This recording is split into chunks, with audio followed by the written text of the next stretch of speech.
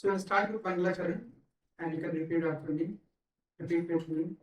Om Ajnantimirandhasya Jnananjana-Shalakaya Chakshuruन्मीलितं येन तस्मै श्रीगुरवे नमः। श्रीचैतन्यमनोभीष्टं स्थापितं येन भूतले स्वयं रूपा मह्यं ददाति स्वपदान्तिकं। वन्देऽहं श्रीगुरुं श्रीयुतापदकमलं श्रीगुरुं वैष्णवांश्च श्रीरूपं साग्रजातां सहगं रघुनाथान्वितं तं सजीवम् सात्वतं सावधूतं परिजनासहितं कृष्णचैतन्यदेवं श्रीराधा कृष्णपादां सहगन्विता श्रीविशाखावितांश्च।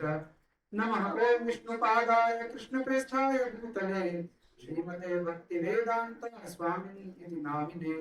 नमस्ते सारस्वते देवे गौरवाणी प्रचारिणे निर्विशेष शून्यवादी पाश्चात्य देशकारिणे। नमो महावदान्याय कृष्ण प्रेम प्रदायते कृष्णाय कृष्ण चैतन्य नामने गौरकृष्णे नमः। हे कृष्णा करुणा सिंधु दीनबंधु जगत्पते गोपेश गोपिका कांत राधाकांत नमस्तुते। तप्त कांचन गौरंगी श्री राधे वृंदावनेश्वरी वृषभानुसुते देवी प्रणमामि हरिप्रिये।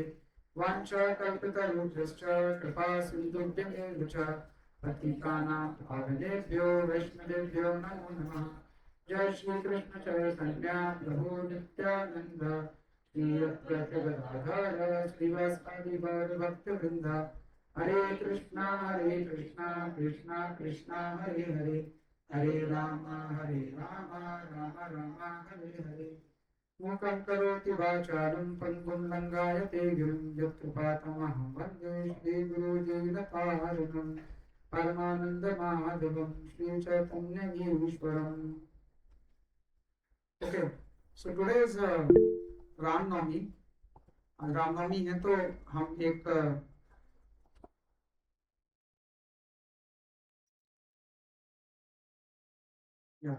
तो हम लोग एक और छोटी सी प्रेयर करेंगे भगवान राम के लिए and then we will start. So you can repeat after me. रामाय रामभद्राय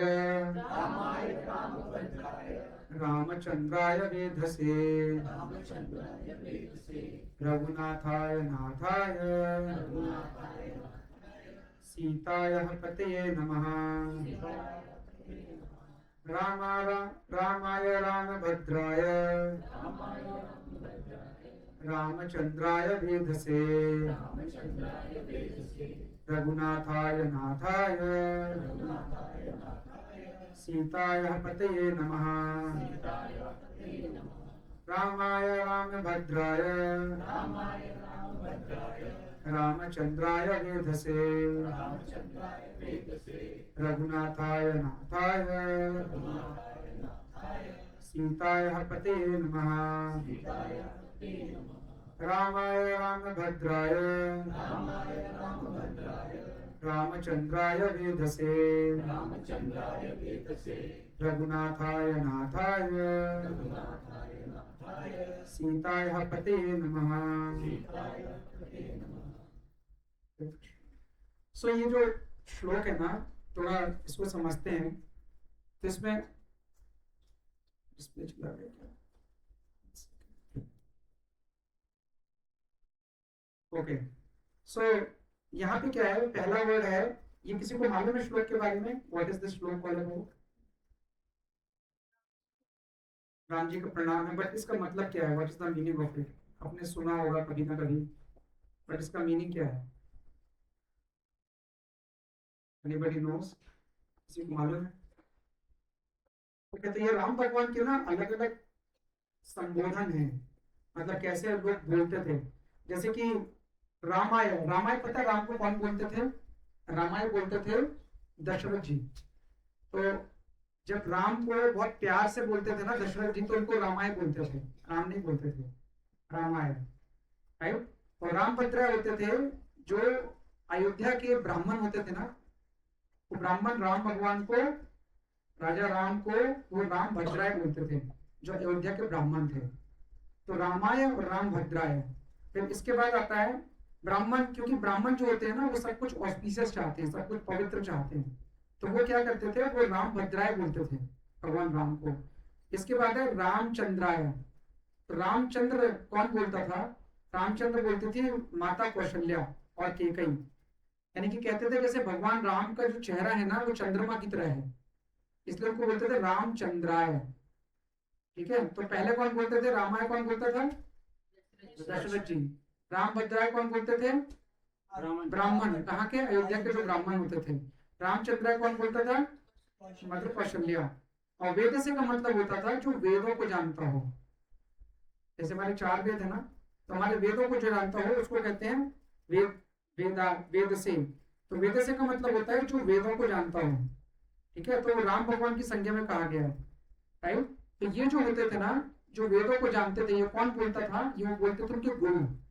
उनके गुरु कौन थे? वशिष्ठ, विश्वामित्र, ये लोग बोलते थे वेद से।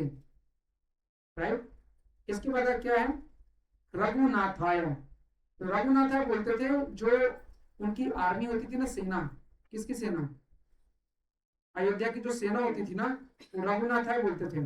राइट, और इसके बाद होता था रघुनाथाय नाथाय। नाथाय का मतलब होता है नाथ। नाथ का मतलब होता है स्वामी। मतलब उसके अलावा वो दूसरा दिखता नहीं है उनको, मतलब only one and one. Right, तो जो नाथाय होते थे ना, वो बोलते थे हनुमान जी, सुग्रीव। मतलब एक ही मालिक है जो नाथाय बोलते थे। तो रघुनाथाय नाथाय। इसके बाद क्या है? सीताय। तो रामलीला में ना अलग अलग कैरेक्टर्स हैं, बहुत सारे। रामायण में आप देखोगे बहुत सारे कैरेक्टर्स हैं। राइट, सो जैसे कि प्रेस्य होते थे, इसके बाद किन्नर होते थे, दास होते थे। तो जैसे स्पेशल सर्वेंट होते हैं ना, जैसे लक्ष्मण जी, वो दास के फॉर्म में सेवा करते हैं, है ना। और जो विभीषण है, सुग्रीव हैं, वो प्रेस्य के भाव में सेवा करते थे। तो सीता या पति नामा का मतलब है कि जिनको सीता का पति बोला जाता है। और सीता के पति कौन थे? राम। हम उनको नमस्कार करते हैं। तो रामाय राम भद्राय रामचंद्राय वेद से रघुनाथाय नाथाय सीताया पते नमः। ये प्रेयर आपने पहले भी सुनी होगी। अगर आपने नहीं सुनी होगी तो आप टीवी खोल के देखना। जब भगवान राम का मंदिर अभी अयोध्या में बना था, उसके बाद योगी जी जब डायस पे आए थे, उन्होंने यही प्रार्थना का 2 श्लोक बोले थे। तो ये बहुत फेमस श्लोक है जो भगवान राम की अर्चना के लिए यूज होते हैं। ठीक है, so let's start our Bhagavad Gita. And Bhagavad Gita में देखेंगे कुछ रामायण के एग्जाम्पल भी आज, राइट, कि कैसे हमें सीखना चाहिए। तो हम लोग भगवत गीता का दूसरा चैप्टर पढ़ रहे हैं। ठीक है, दूसरा chapter, and it is based on the teachings of his divine grace AC भक्ति वेदांत स्वामी शीला प्रभुपाद। शीला प्रभुपाद की जय। तो हम लोग अभी कहां पर है? हम लोग अभी सेकंड सेक्शन में है, सेक्शन बी, श्लोक नंबर 2.11 से लेके 2.30 तक। इसमें हम लोग को क्या समझना है? ज्ञान। ज्ञान means fight. So there is no death for the soul, ये हमें देखना है। ओके, तो आगे देखते हैं। तो हमने पहले कुछ श्लोक किए थे, 2.11 किया था, and you can repeat with me. अशोचवानन सोचस्त्वं, सॉरी, श्री भगवान उवाच अशोचवानन सोचस्त्वं प्रज्ञावदांश भाससे। सब लोग बोलना है। गतासुम अगतासुंश्च नानुशोचन्ते पंडितः। तो क्या मीनिंग था इसका, किसी को याद है? यहाँ से भगवान बोलना शुरू करते हैं अर्जुन को कि जब वो रो रहा है कि तुम जिसके लिए रोना नहीं है उसके लिए रो रहे हो, तुम कैसे पंडित हो? बात तो तुम पंडित जैसी कर रहे हो, लेकिन हो तुम बिल्कुल मूर्ख वाला काम कर रहे हो। यानी कि तुमको रोना नहीं चाहिए, ना किसके लिए? ना मरने वाले के लिए, ना जीने वाले के लिए, है ना। नैति जो मर गया है उसके लिए भी नहीं, और जो जी रहा है उसके लिए भी नहीं। ज्यादा शोक नहीं करना चाहिए। राइट, इसके बाद भगवान ने अगले श्लोक में क्या बोला था? नत्वेवाहं जातु नासं न त्वं नेमे जनाधिपः न चैव न भविष्यामः सर्वे वयम् अतः परम्। मीन्स नत्वेवाहं जातु नासं, मतलब ऐसा नहीं था कि कभी हम नहीं थे, या ऐसा नहीं था कि कभी तुम नहीं थे, और ऐसा भी नहीं था कि राजा नहीं थे। यानी कि हम भी थे, तुम भी थे, और ये राजा भी थे। सारे लोग पहले थे, सारे लोग अब भी हैं, और सारे लोग आगे भी रहेंगे। इसका मतलब क्या हुआ कि हम सब पहले भी थे, राइट, हम लोग आज भी हैं, हम लोग आगे भी रहेंगे, मरने के बाद भी हम लोग रहने वाले हैं, क्योंकि हमारी जो सोल है ना, वो दूसरी बॉडी ले लेगी, है ना। तो हम मरने के बाद भी यहीं पे रहने वाले हैं, हम कहीं जाने वाले नहीं हैं। अरे आपको स्क्रीन दिख रही है? आप इस तरफ आ सकते हो, चेयर ले लीजिए, किचन के सामने रख लीजिए चेयर। सैली मतलब यू आर एबल टू सी, नहीं तो आप इधर आ सकते हो आगे। स्क्रीन दिख रही है ना? हाँ, perfect. Now you are able to see Madhuri? Okay, perfect. So भगवान यहाँ पे दो चीजें बताते हैं। पहली चीज ये बताते हैं कि हम सब यहाँ रहने वाले हैं, और हम सब हमेशा से यहाँ पे हैं और आगे भी रहने वाले हैं, ठीक है। और हमने रामायण में भी देखा है ये चीज, कि बहुत लोगों को पता था कि वो पहले भी हैं, आगे भी रहेंगे, राइट। जब भगवान राम को बोला गया था कि आपको जंगल जाना है, तो जब दशरथ जी वियोग में थे तो उन्होंने बोला था कैकई को कि तुम मेरा सिर मांग लो, लेकिन तुम मुझसे इस तरह का वरदान मत मांगो, राइट, अदरवाइज तुम जीवन भर पछताओगे, और हमेशा के लिए। तो जो हमेशा था ना, वो हमेशा का मतलब आगे भी था, राइट। तो इसमें भगवान दो चीज बताते हैं कि हम लोग हमेशा से यहाँ रहने वाले हैं, और हम लोग तो बहुत समय से यहाँ पे हैं। हम लोग सतयुग से चले आ रहे हैं, सतयुग, त्रेता युग और कलयुग में भी पहुंच गए हम लोग, राइट। तो यहाँ पे भगवान बताते हैं कि दो इंपॉर्टेंट चीज, के हम लोग इटर्निटी में रह रहे हैं, शाश्वत हैं हम लोग। जैसे हम कहते हैं ना सनातन धर्म, आप बोलो ना जाके बाहर, तो सनातन, सब सनातन ही रहेंगे। अभी कुछ भी होगा तो सारे लोग खड़े हो जाएंगे, हम सनातन है, हम सनातन। लेकिन उनको सनातन का मतलब नहीं पता। सनातन का मतलब होता है जो पहले से चला आ रहा है, जो आगे भी रहने वाला है, जो आज भी है।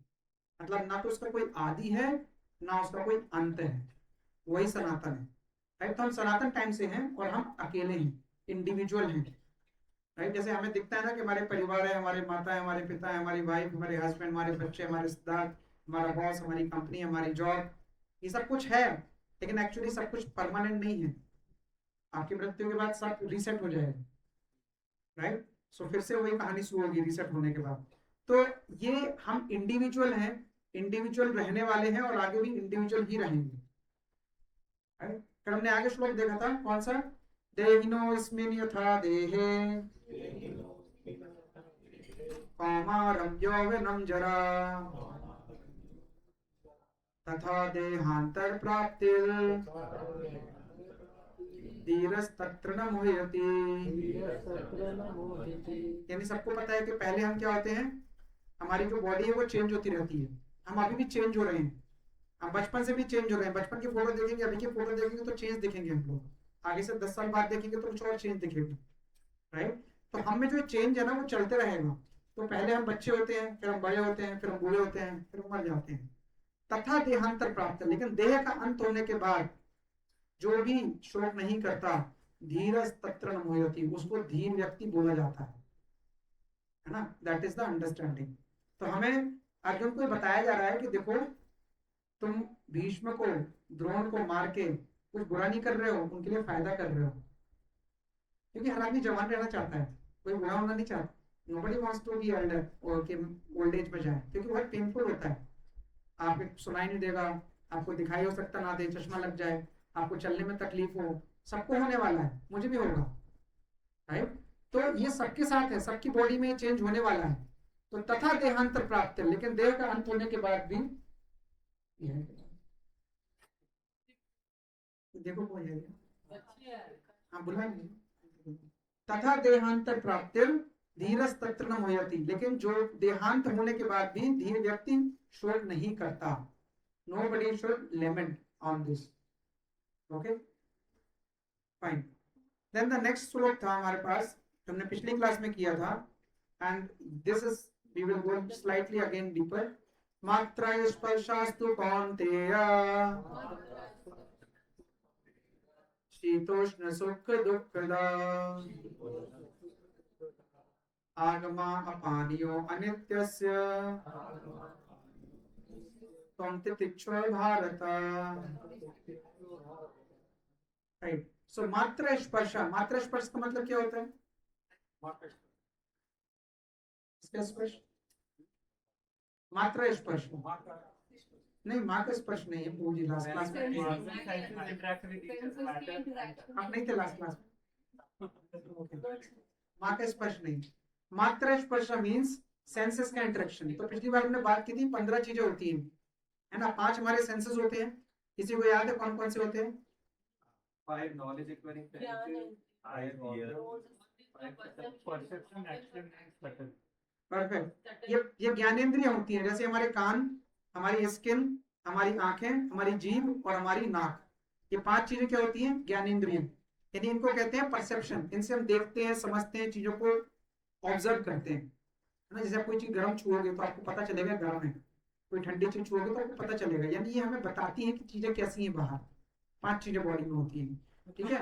इसके बाद होती है कर्मेंद्रियां, जो कर्म करती हैं, यानी बॉडी में एक्टिविटी करती हैं, राइट। तो कर्मेंद्रियां जो होती हैं वो कौन कौन सी होती हैं?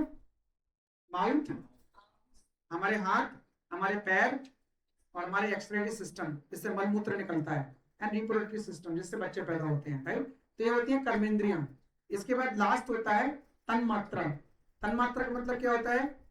यानी कि सेंस ऑब्जेक्ट, यानी साउंड, यानी आवाज, touch, form, taste and smell, right. तो जब इन 15 चीजों में कोई एक चीज दूसरे से मिलती है ना, तो मात्र स्पर्श कहलाता है। लेकिन भगवान क्या कह रहे हैं कि मात्र स्पर्शास्तु कौन्तेय शीतोष्ण सुख दुखदा। जैसे सर्दी और गर्मी आती रहती है ना, जैसे सुख दुख आते रहते हैं ना, ठीक है, हमें क्या करना है?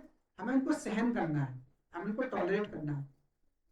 हमने पिछली बार एग्जांपल देखा था कि सेम चीज आपको पेन भी देती है, सेम चीज आपको प्लेजर भी देती है, खुशी भी देती है, दुख भी देती है। किसी को याद है कोई एग्जांपल, उदाहरण याद है किसी को? एक्सरसाइज, हाँ, ओके, कैसे? जब करते हैं तो पेन आता है, फिर बॉडी पे अच्छा फील करती है तो खुशी होती है, ओके। कोई ऐसा एग्जांपल जो दोनों में चेंज होता रहता है?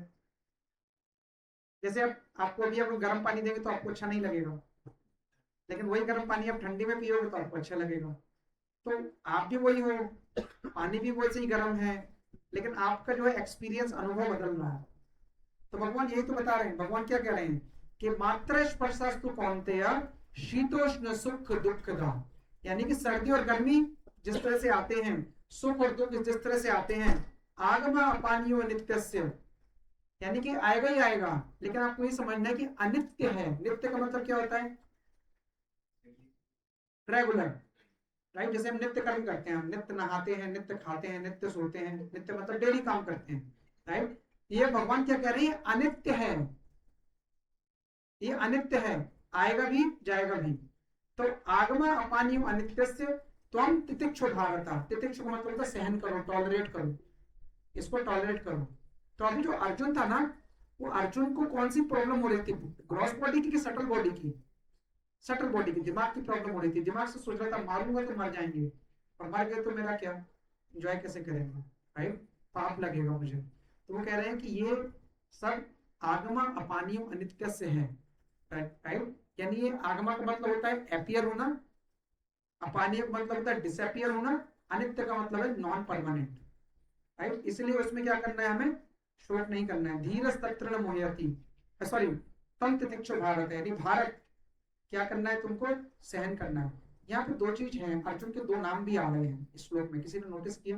कौन्तेय और भारता। और कोई नाम क्यों नहीं आया?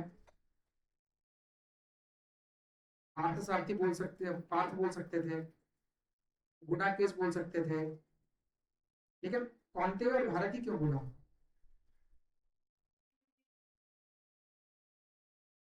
हाँ, मगर क्यों? कौन्तेय में माँ की तरफ से बोला कि कुंती के पुत्र, भारत का मतलब भरतवंशी हो, पिता के पुत्र से, पिता से वंश चलता तो भरतवंशी हो गया। लेकिन यही दोनों क्यों बोले? हाँ, रिमाइंड कराने के लिए कि तुम किस परिवार से हो। किस परिवार से मतलब, जब आपको कोई व्यक्ति सही काम नहीं करता तो आप क्या बोलते हो? तुम्हारे माँ बाप ने यही सिखाया तुमको? क्योंकि हम उसके वंश को जज करने लगते हैं, और सब लोग करते हैं, राइट। अगर कोई भी व्यक्ति गलत काम करेगा तो लोग क्या करेंगे? Can you sit down one please, please. तो आगमा, सो यहाँ पे क्या कहते हैं, तौम तितिक्षु भारता, यानी कि तुमको यू हैव टू टॉलरेट। तो अगर कोई गलत काम करेगा तो क्या होगा, लोग उसके वंश पे भी सवाल उठाते हैं। तुम्हारे माँ बाप ने नहीं सिखाया? तो याद दिला रहे हैं कि अगर तुम फाइट नहीं करोगे ना, then you will be judged for what, ना लड़ने के लिए। आप अगर अपनी ड्यूटी नहीं कर रहे हो ना, तो आप बहुत प्रॉब्लम में जाने वाले हो, है ना। अगर एक हस्बैंड का काम है कि पैसे कमा के लाना है, घर चलाना है, तो उसकी ड्यूटी है, उसको करना है। वो भगवत गीता सुन के साधु बनने के लिए नहीं बैठा है यहाँ पे, उसको जॉब करनी है। एक मदर का काम है कि बच्चे को पालना है तो पालना है, खाना देना है तो देना है, राइट। एक बच्चे का काम है कि उसको पढ़ना है, तो उसकी प्रेस्क्राइब ड्यूटी है वो। अगर आप अपनी ड्यूटी नहीं कर रहे हो तो आप बहुत बड़ा पाप कर रहे हो ऑलरेडी, है ना। सो आप यहाँ पे भगवान क्या बोल रहे थे कि दोनों वंश का ध्यान रखना है तुम्हें, और दोनों वंश में दोनों की बदनामी होगी अगर तुमने ये काम नहीं किया तो, अगर तुमने टॉलरेंस नहीं किया तो। So it's a very big responsibility, एक बहुत बड़ी जिम्मेदारी है। किसके ऊपर है? अर्जुन के ऊपर, राइट। सो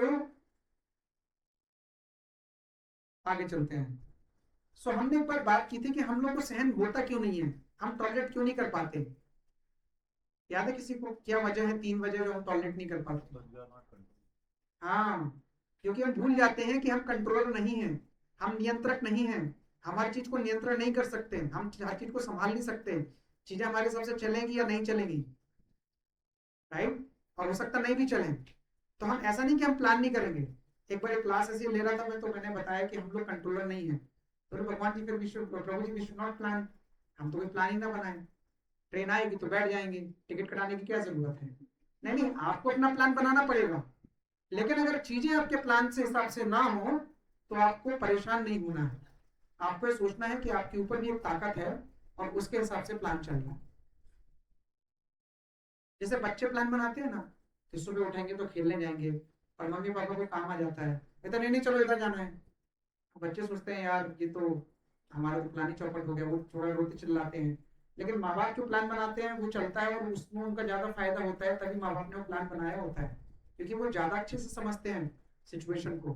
बच्चे नहीं समझ पाते। इसी तरह से जब हम कोई प्लान बनाते हैं ना, प्लान चौपट हो जाते हैं ना, तो हमें लगता है हमारे साथ ही क्यों हुआ, ऐसा क्यों हुआ, हमारे हिसाब से क्यों नहीं हुआ, हम परेशान हो जाते हैं। लेकिन हमें सोचना चाहिए कि भगवान के प्लान चलते हैं, हमारे प्लान नहीं चलते। हमारे कोई प्लान नहीं चलते। हम कितना भी प्लान बना रहे हैं, जो भगवान को सही लगेगा ना वही होगा, और वो हमारे लिए हमारे प्लान से बेहतर होगा, राइट। तो हम इसीलिए टॉलरेट नहीं कर पाते, क्योंकि हम सोचते हैं कि हम कंट्रोलर हैं। फिर टॉलरेट नहीं कर पाते, फिर गुस्सा आता है, ऐसा क्यों हुआ, वैसा क्यों हुआ, तुमने क्यों नहीं सुना, मैंने क्यों नहीं सुना, उसने क्यों नहीं बताया, हमने क्यों नहीं देखा, पहले क्यों नहीं सोचा। और इस होता है ना। तो हमें समझना पड़ेगा कि हम कंट्रोलर नहीं है। तो इसका मतलब ये नहीं प्लान नहीं बनाए, प्लान बनाएंगे, प्लान को चलाएंगे, प्लान को एग्जीक्यूट करेंगे। लेकिन अगर प्लान एग्जीक्यूट नहीं हुआ वैसे जैसे हम चाहते थे, तो भी इट्स ओके, उससे डरेंगे नहीं, परेशान नहीं होंगे। अभी हम लोग सेंटर बना रहे हैं, कितनी सारी सेवाएं हम लोग कर रहे हैं। हम लोग ये करेंगे, हम लोग वो करेंगे, हम लोग ये वाला टेंट हाउस बुक करेंगे, वो वाला इन्वर्टर खरीदेंगे, ये वाला एसी लगाएंगे, ऐसा करेंगे, वैसा करेंगे, इतने लोग आएंगे उनको यहाँ बिठाएंगे, ये इस टाइम पे आएंगे। सब प्लान हम बना रहे हैं, डेली मीटिंग भी कर रहे हैं। लेकिन हो सकता है कि टाइम पे कुछ चेंज हो जाए। देन वी हैव टू सी कि अब उस टाइम पे हमें क्या करना है, और सिचुएशन को कैसे सही करना है उस समय के हिसाब से। प्लान जो बनाया था वो तो बनाया हमने, राइट। दूसरा रीजन क्या था? टाइम का फैक्टर है। हम सबका टाइम चेंज हो रहा है। आप जो 9 बजे थे सुबह, आज वो आप 11 बजे नहीं हो, और आप जो 11 बजे हो वो आप 1 बजे नहीं रहोगे।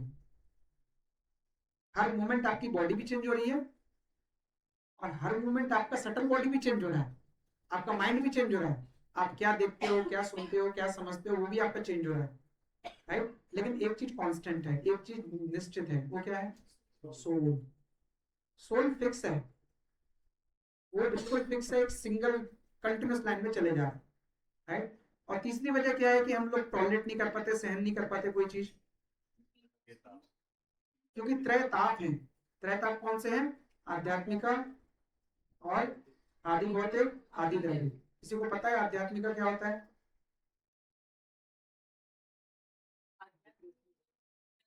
हाँ, अपने आप को पेन होना, बैठे बैठे पैर में पेन हो रहा है, आंख में पेन हो रहा है, या हमें कुछ परेशानी हो गई, इसको कहते हैं आध्यात्मिका, राइट। इसके बाद दूसरा कौन सा होता है?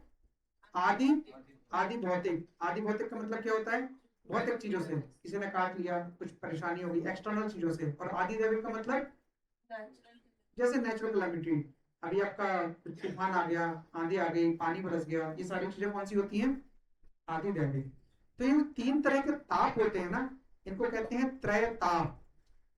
तो जो त्रय ताप होते हैं ना, आप इनसे बच नहीं सकते। You can not be save from this.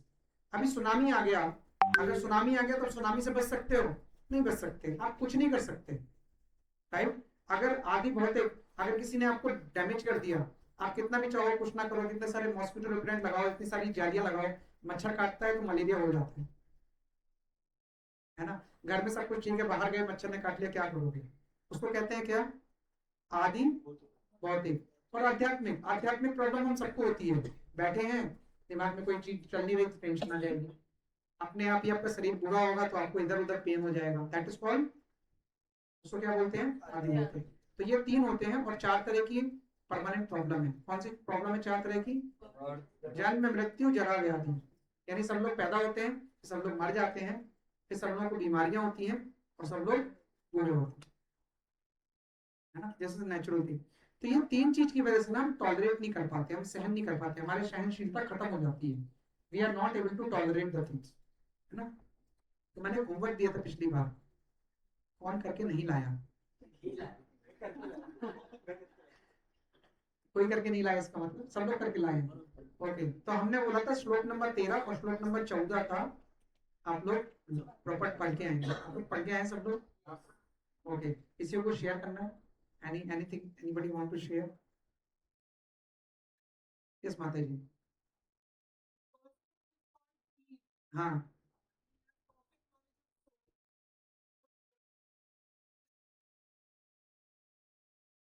Yes. हाँ, सो धीर व्यक्ति वो होता है जो ये समझता है कि मैं कौन हूँ, भगवान कौन है, और मेरा भगवान से रिलेशन क्या है ना? Okay, anybody else want to share their realization? सब लोग अभी खोल के पढ़ रहे हैं। किस माता जी?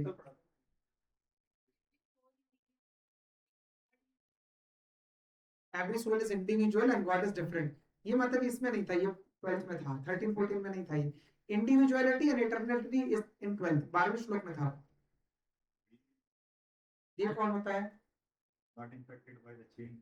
हाँ, जिसको बॉडी के चेंज से फर्क नहीं पड़ता, मुझे कहाँ पेन हो रहा है, कहाँ पेन नहीं हो रहा है, इट्स ओके, मेरी बॉडी है, ऐसे ही रहने वाली है।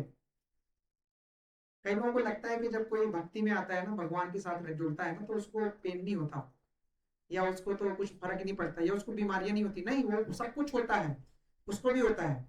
सबकी तबीयत खराब होती है, सबको परेशानी होती है, सबको वजन लगता है, राइट? तो लेकिन डिफरेंस क्या होता है? डिफरेंस ये होता है कि वो ये समझता है कि जो चेंज हो रही है ना बॉडी, ये परमानेंट नहीं है, ये होती रहेगी, ये बॉडी फिक्स नहीं है, ये पेन होगा। तो उसको क्या होता है? एक्सेप्टेंस आ जाता है, यार इट्स ओके। और एक्सेप्टेंस हम मटेरियल वर्ल्ड में भी करते हैं, है ना? जैसे अभी मैं श्याम प्रभु को बोलूं, श्याम प्रभु को बुरा नहीं मानना, बात बोलूं आपके बारे में, कुछ गलत बोलने वाला हूँ, कुछ टाइप बोलने वाला हूँ, श्याम प्रभु को मैं कुछ भी बोलूंगा उनको फर्क नहीं पड़ेगा, बिकॉज मैंने वो साइकोलॉजिकल सेफ्टी बना दी है, उनको समझा दिया। अब उनको ये पता चल गया कि ये कुछ तेल आने वाला है, तो मैं डाइजेस्ट कर लूंगा। अगर आपको पता है कि बॉडी चेंज होने वाली है, अभी भी चेंज हो रही है, बाद में भी चेंज होने वाली है, तो आपको बॉडी के चेंज से ज्यादा फर्क नहीं पड़ेगा। लेकिन अभी हम उस लेवल पे नहीं है। अभी क्लास 2 घंटे के बाद हमें भूख लगेगी, भूख लगने के बाद हम घर जाएंगे तो नींद भी आएगी, फिर शाम को फ्रेश उठ के कुछ और करेंगे, क्योंकि हम लोग बॉडी के लेवल पे, हम लोग ये नहीं समझते कि हम सोल है। हमें बॉडी नीड्स हैं अभी, हमें वो भूख भी लगती है, प्यास भी लगती है, संत महात्मा को भी लगती है, लेकिन वो उसको काफी हद तक कंट्रोल कर सकते हैं, क्योंकि उनको पता है कि मैं कौन हूँ। लेकिन जब तक ये बॉडी रहेगी, उनको भी बीमारियां होती हैं, उनको भी तकलीफें होती हैं। ठीक है? Okay, so let's go to next thing. So सबने वर्ड्स पढ़ा है, anybody else want to share any other thing? किसी और को कुछ शेयर करना है? हाँ जी।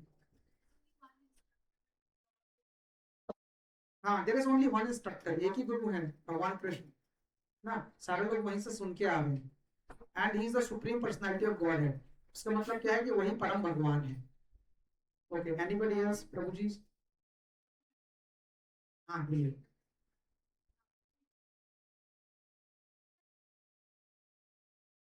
इसको हाँ, तो लास्ट टाइम हमने बात की थी कि भगवान ने ये नहीं बोला सुख सुख और दुख बोला और गर्मी और सर्दी बोला, क्यों? किसी को याद है? मैंने बताया था ये। नहीं, वो नहीं, उन्होंने बोला कि वो ये भी तो बोल सकते थे लाभ और हानि, शेयर मार्केट में मुझे प्रॉफिट हो गया और लॉस हो गया। उन्होंने प्रॉफिट लॉस नहीं बोला, सुख दुख बोला है। और क्या बोला? खुशी तो रोशनी, क्यों? एक सटल बॉडी पे है और एक हाँ, एक सटल बॉडी पे है, एक ग्रॉस बॉडी पे। ग्रॉस बॉडी मतलब हमारा शरीर, सटल बॉडी मन बुद्धि अहंकार। तो भगवान ये कह रहे हैं कि दोनों को ही देखोगे ना, तो दोनों को ही मत देखो, यानी दोनों ही नॉन परमानेंट है। यानी कि भगवान ने क्या बोला, भाई जो गर्मी और सर्दी होती है ना, वो दिमाग को नहीं लगती, गर्मी और सर्दी बॉडी को लगती है। आप कोई चीज टच करते हो तो आपका सेंस उसको परसेप्ट करता है कि मुझे गर्मी लगी है, मुझे सर्दी लगी है ना, आपको आभास होता है, अनुभव होता है, क्योंकि वो बॉडी का पार्ट है।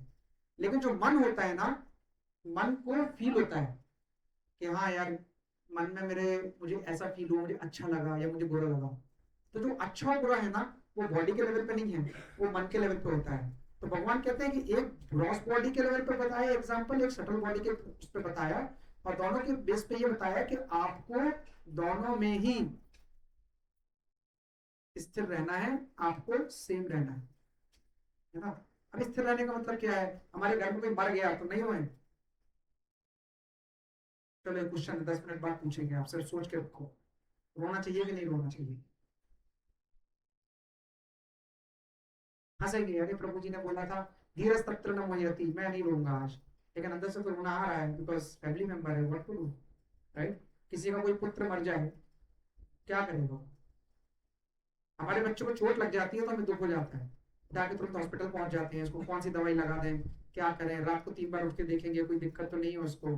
ठीक है, यहाँ मैं बात कर रहा हूँ कि मर गया, अभी अभिमन्यु मर गया था, आपको पता है पूरी भगवत गीता भगवान ने सुना दी, इसके बाद युद्ध प्रारंभ हुआ। युद्ध स्टार्ट होने के बाद बीच में अभिमन्यु मर गया, क्या अर्जुन रोया नहीं? अर्जुन बहुत रोया, फूट फूट के रोया। भगवान ने उस टाइम ये नहीं कहा है रुको, 2.13 में क्या बोला था मैंने, he did not say, he said you cry, keep crying, no problem, I have told you what I have to tell। लेकिन डिफरेंस क्या हुआ वो देखेंगे आज के श्लोक में आएगा, ठीक है? यस, तो माता जी उसका आंसर ये है कि एक सटल बॉडी लेवल पे है, एक उस पे है। जैसे हमें कोई पैसे का भी फायदा नुकसान होता है ना, एक्चुअली में पैसे का फायदा और नुकसान भी बॉडी लेवल पे नहीं होता है, मन के लेवल पे होता है।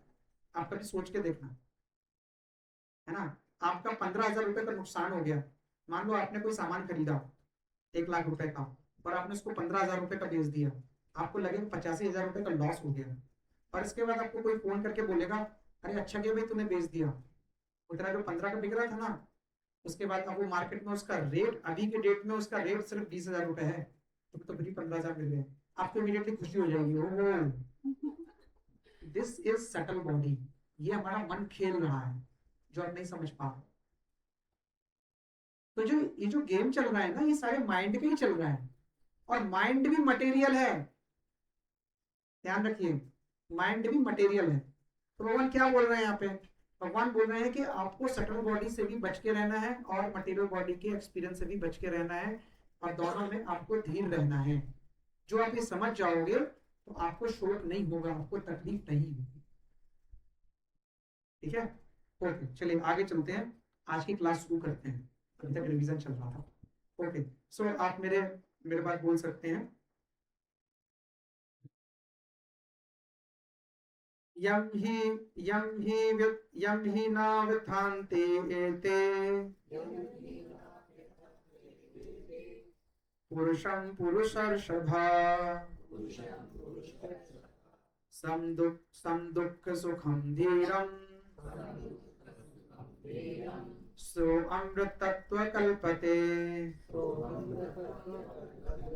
यम ही न व्यथ्यांति ते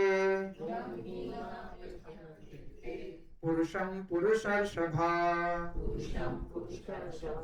सम दुःख सुखम धीरम सह सो अमृत्याय कल्पते यं हि न व्यथान्ते ते पुरुषं पुरुषर्षभा सम दुःख सुखम धीरम सो अमृताय कल्पते। Any Prabhu ji want to recite? यम ही न व्यथान्ति ते यं हि न व्यथान्ति ते पुरुषं पुरुषर्षभा पुरुषं पुरुषर्षभा सम दुःख सुखं धीरं सम दुःख सुखम धीरम अमृतत्वाय कल्पते। माता जी यं हि न व्यथान्त्यते पुरुषं पुरुषर्षभा सम दुःख सुखम धीरम अमृतत्वाय कल्पते। Thank you. And word by word देखेंगे। यम यम का मतलब होता है वन हु, ऐसा कि जिसने। ही मतलब सर्टेनली, निश्चित ही। ना मतलब नेवर, कभी नहीं। व्यथायंती आर डिस्ट्रेसिंग, जिसको दुख हो। एते मतलब ऑल दीस, ये सारे लोग। पुरुषम, पुरुषम का मतलब होता है पुरुष, पर्सन। यहाँ पे पुरुषम का मतलब पुरुष या स्त्री नहीं है, पुरुषम का मतलब एनी जीव, एनीबॉडी। ठीक है। पुरुषम पुरुषर्षभा, पुरुषर्षभा का मतलब होता है बेस्ट अमंग मैन, जो पुरुष में उत्तम हो। ओके। सम, सम मतलब अनएंटर्ड, जिसको कुछ फर्क नहीं पड़ता। दुख, दुख मतलब दुखी। सुख, सुखी। धीरम मतलब धीर होना, धैर्य रखना। सा ही, सा मतलब वह। सह तौते सह। अमृतत्वाय, अमृतत्वाय मतलब और लिबरेशन, यानी मुक्ति के लिए। कल्पते, कल्पते मतलब इज कंसीडर्ड एलिजिबल, यानी उसको योग्य समझा जाता है। Okay. So translation, translation by Shila Prabhupad, Shila Prabhupad की जय। Okay. So, O best among men, Arjuna, the person who is not disturbed by happiness and distress and is steady is both certainly eligible for liberation. हे श्रेष्ठ पुरुष अर्जुन, जो पुरुष सुख और दुख में विचलित नहीं होता और इन दोनों में संभाव रखता है, वह निश्चित रूप से मुक्ति के योग्य है। यानी कि आज का जो टॉपिक है वो ये है कि मुक्ति किसे मिलेगी, मुक्ति की योग्यता क्या है। हम लोग बोलते हैं ना कि इसके बाद हम मुक्त हो जाएंगे, है ना, मर जाएंगे तो मुक्त हो जाएंगे। मरने से मुक्त नहीं होते। जैसे शादी करने से कोई गृहस्थ नहीं बनता, जैसे बैचलर रहने से कोई सन्यासी नहीं बनता, ऐसे मरने से कोई मुक्त नहीं होता। ये भ्रम में मत रहना। मुक्त होने के लिए क्वालिफिकेशन है, योग्यता है। तब योग्यता नहीं करेंगे पूरी, तब तक मुक्त नहीं हो पाएंगे। यही पे वापस जन्म लेना पड़ेगा। फिर किसी माँ के पेट में जाएंगे, 9 महीने लटके रहेंगे, ABCD सीखेंगे, जॉब करेंगे, ठीक है, हस्बैंड वाइफ की झगड़े करेंगे, इसके बाद फिर मरेंगे। ये चलने ही वाला है। This is the cycle is going to happen, right? So वो बोल रहे हैं कि अब यहाँ पे देखो तो जो श्लोक नंबर 2.13 है, 2.14 है और 2.15 जो कि हम आज कर रहे हैं, सब में एक लिंक है। ठीक है ना। जैसे 2.13 और 2.14 आपने पट पढ़ा है, आपको कोई लिंक दिखता है उसके बीच में? लिंक क्या है? धीर सत्र नमयति, धीर के बारे में बताते हैं। ओके। जैसे 2.30 में बताते हैं कि सोल क्या है, कांस्टेंट है, और सोल के साथ आइडेंटिफाई मत करो। यानी आप ये मत समझो कि आप, सॉरी, बॉडी के साथ आइडेंटिफाई मत करो, आप सोल हो, है ना। यार भगवान तो मतलब बॉडी को तो कुछ मानते ही नहीं है, कचरा मानते हैं वो। वहां पे एक श्लोक में आगे भगवान बोलते हैं ना, वासाम से जीर्णा यथा विहाय। मतलब क्या है कि बॉडी को समझो कि जैसे कपड़ा उतार के फेंक देते हैं ना। सुबह गए हम काम पे और गंदा हो गया कपड़ा, तो शाम को क्या करते हैं, उसको अलग कर देते हैं, दूसरा साफ कपड़ा अगले दिन पहन लेते हैं। ऐसे बॉडी में एक बार आप मर जाओगे तो दूसरी बॉडी मिल जाएगी आपको, राइट। और जब आपको दूसरी बॉडी मिलेगी तो आप और खुश हो जाओगे, आपको यह बॉडी मिलेगी। अर्जुन को तो बता रहे हैं, मारो इन लोगों को, मार दो इनको, तो नई बॉडी मिलेगी तो इनके लिए अच्छा ही है। They will get fresh body. So nothing to worry, रोने की जरूरत नहीं है अर्जुन, लड़ना है तुमको, है ना। सो 2.14 में वो क्या बोल रहे हैं कि इवन सटल बॉडी से भी आइडेंटिफाई मत करो। अपने मन को भी मत समझो कि मन और आप अलग अलग चीजें हैं। आप और मन सेम नहीं है, आप और आपका मन अलग अलग चीजें हैं, है ना। जैसे मैं छोटी वाली बेटी मेरी जो गोलू नाम है उसका, तो जब उसने पहली बार ये सुना तो उसको तो समझता नहीं है, तो उसको ये सुना उसने क्लास में किसी में कि मन हमारा दुश्मन होता है। अब वो मुझे यही सुनाए पूरे दिन, मन हमारा दुश्मन होता है। ठीक है, तो जब उसको मैंगो शेक पीना था तो मैंने कहा मैंगो शेक नहीं पियो, ज्यादा मीठा है, तुम ऑलरेडी बहुत मीठा खा चुकी हो। नहीं पापा पीना है। मैंने कहा मन हमारा दुश्मन होता है, हमारा मन कर रहा है मीठा खाने का, लेकिन मीठा अच्छा नहीं है हमारे लिए। राइट, हम लोग भी वैसे ही करते हैं। हमें पता है कि मन हमारा दुश्मन है, हमारे लिए अच्छा नहीं सोच रहा होगा, लेकिन हम मन की बात सुनते हैं और शास्त्रों की बात नहीं सुनते हैं, भगवान की बात नहीं सुनते, गुरु की बात नहीं सुनते। अभी नींद आ रही है तो 1 घंटा और सो लेते हैं, चलेगा, जहाँ आप 1 घंटे बात कर लेंगे। आज मंदिर जाने का दिन है तो ठीक है, आज हमें कहीं बाहर जाना है, मंदिर अगले हफ्ते चले जाएंगे। हमेशा टालते रहते चीजों को। भगवान के काम को हम जितना टाल सकते उतना टाल लेते हैं, है ना। क्लास में हमें जल्दी आना चाहिए, 10:45 आना चाहिए, ठीक है 5 मिनट लेट हो जाए तो क्या होगा, पहले तो प्रार्थना चल रही होगी, इसका रिकैप चलेगा, आधे घंटे तक तो कुछ नया होने वाला है नहीं वैसे भी। Right, this is what we think. So हमारा जो मन है ना वो हमारे अगेंस्ट ही काम करता है, लेकिन यही मन आपको हेल्प भी कर सकता है जब आप प्योरीफाई हो जाते हैं। जैसे किचन में चाकू होती है ना, वो अच्छी है कि खराब है? चाकू तो अच्छी भी है खराब भी है। उसी चाकू से आप किसी को मार दो तो उसकी जान चली जाएगी, और उसी चाकू से आप फ्रूट्स काट के भगवान को भोग लगाओ तो आपको सुकृति मिलेगी। चीज वही है, यूज कैसे करते हो उस पर डिपेंड करता है। तो मन वही है, कोई अच्छे से यूज करता है, कोई गलत चीजों में यूज करता है, उतना ही डिफरेंस है। तो यहाँ पे भगवान 2.14 में बोल रहे थे कि सटल बॉडी को भी समझो, सूक्ष्म मन को भी समझो, वो आपका दोस्त नहीं है, इनिशियली आपका दुश्मन है। तो मन, जो आपका मन बुद्धि और अहंकार है ना, उसको समझो, वो भी आप नहीं हो, आप कुछ और हो। यानी आप वो पहले बॉडी को हटा दिया, कपड़े से तुलना कर दी, मन को भी हटा दिया, तो आप बचा क्या? सोल बची। तीन ही चीज तो है। राइट, तो यहाँ पे एक कनेक्शन और है 2.13 और 14 में, जहां पे भगवान कहते हैं कि लेमेंट मत करो, शोक मत करो, है ना। और इंडायरेक्टली क्या बोल रहे हैं? टॉलरेट करो। और 14 श्लोक में बोल रहे हैं टॉलरेट करो, सहन करो, लेकिन शोक मत करो। यानी एक तरह से सहन करोगे तो शोक नहीं आएगा ना, और शोक करोगे तो सहन कर पाओगे। लेकिन कुछ लोगों को ऐसा नहीं होता है मटेरियल वर्ल्ड में। उनके साथ क्या होता है कि जब कोई बुरी सिचुएशन आती है तो वो सहन कर लेते हैं, क्योंकि सहन करना पड़ता है। ऑफिस में बॉस ने डांट दिया, अब आप उसे नहीं डांट सकते भाई, बॉस है आपका, आप क्या करते हो? सहन करते हो। लेकिन आप सहन नहीं करते, आप मन में रख लेते हो उसको साइड में। जब मौका आता है तो आप अपना हिसाब किताब बराबर करते हो, या तो किसी और पे गुस्सा निकालते हो, या फिर उसी पे गुस्सा निकालते हो, जॉब छोड़ देते हो, या कुछ गड़बड़ कर देते हो, तो फिर आपका प्रमोशन नहीं होता है, या आप दूसरे के सामने बुरे बन जाते हो। तो वो सहनशीलता नहीं है। किसी ने आपको कुछ बोल दिया, अब आपने मन में रख लिया, क्योंकि आप 10 लोगों के सामने बुरा नहीं बनना चाहते, लेकिन फिर आप अपने घर में जाके वही बात अपने घर वालों से करते हो, 10 लोगों को सुनाते हो, मन में रखते हो, फिर अगली बार 10 दिन बाद किसी को बताते हो। वो सहनशीलता नहीं है। यहाँ सहनशीलता का मतलब अलग है, वो अलग लेवल की बात हो रही है। यहाँ भगवान जो सहनशीलता की बात कर रहे हैं, सहनशीलता नहीं होती कि हमने सुन लिया और हम चले गए। सहनशीलता की बात ये होती है कि आपने सहन किया और उसके बाद आप उस सिचुएशन से आगे बढ़ गए। आप लिमिट नहीं कर रहे हो कि अरे यार मैं बहुत बड़ा नुकसान हो गया, नहीं, आप ये समझ रहे हो कि बॉडी है, चेंज है, होता ही रहेगा। लेकिन सहन करने का मतलब ये नहीं है कि कोई मुझे कुछ भी बोले और मैं चला जाऊं।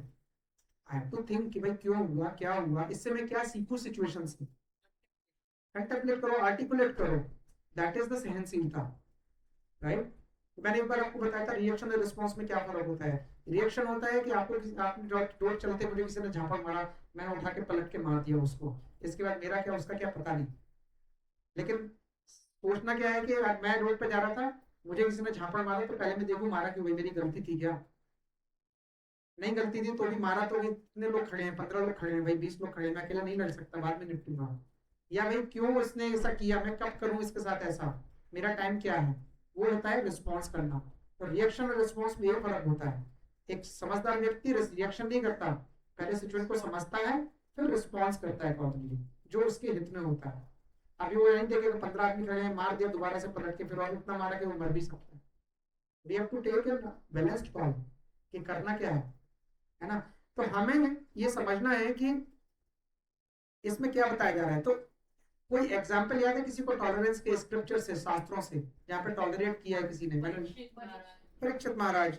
राइट, हमने बहुत सारे एग्जाम्पल भी पिछली बार किए थे। कौन कौन से किए थे? जैसे प्रहलाद महाराज, एक 5 साल के बच्चे को उन्होंने ऊपर से फेंक दिया, सांप से कटवा दिया। अभी पिछले महीने में होली खेली है ना, आप नीचे जाओ, होली खेलने के लिए सोसाइटी में सब लोग भैया गाने चलाते हैं, डीजे चलाते हैं, पानी से नहाते हैं, सब कुछ करते हैं। What nonsense happens, everything happens there. But किसी को पूछो होली क्यों मनाते हैं, क्यों मनाते हैं भाई होली? होली भक्ति का त्योहार है।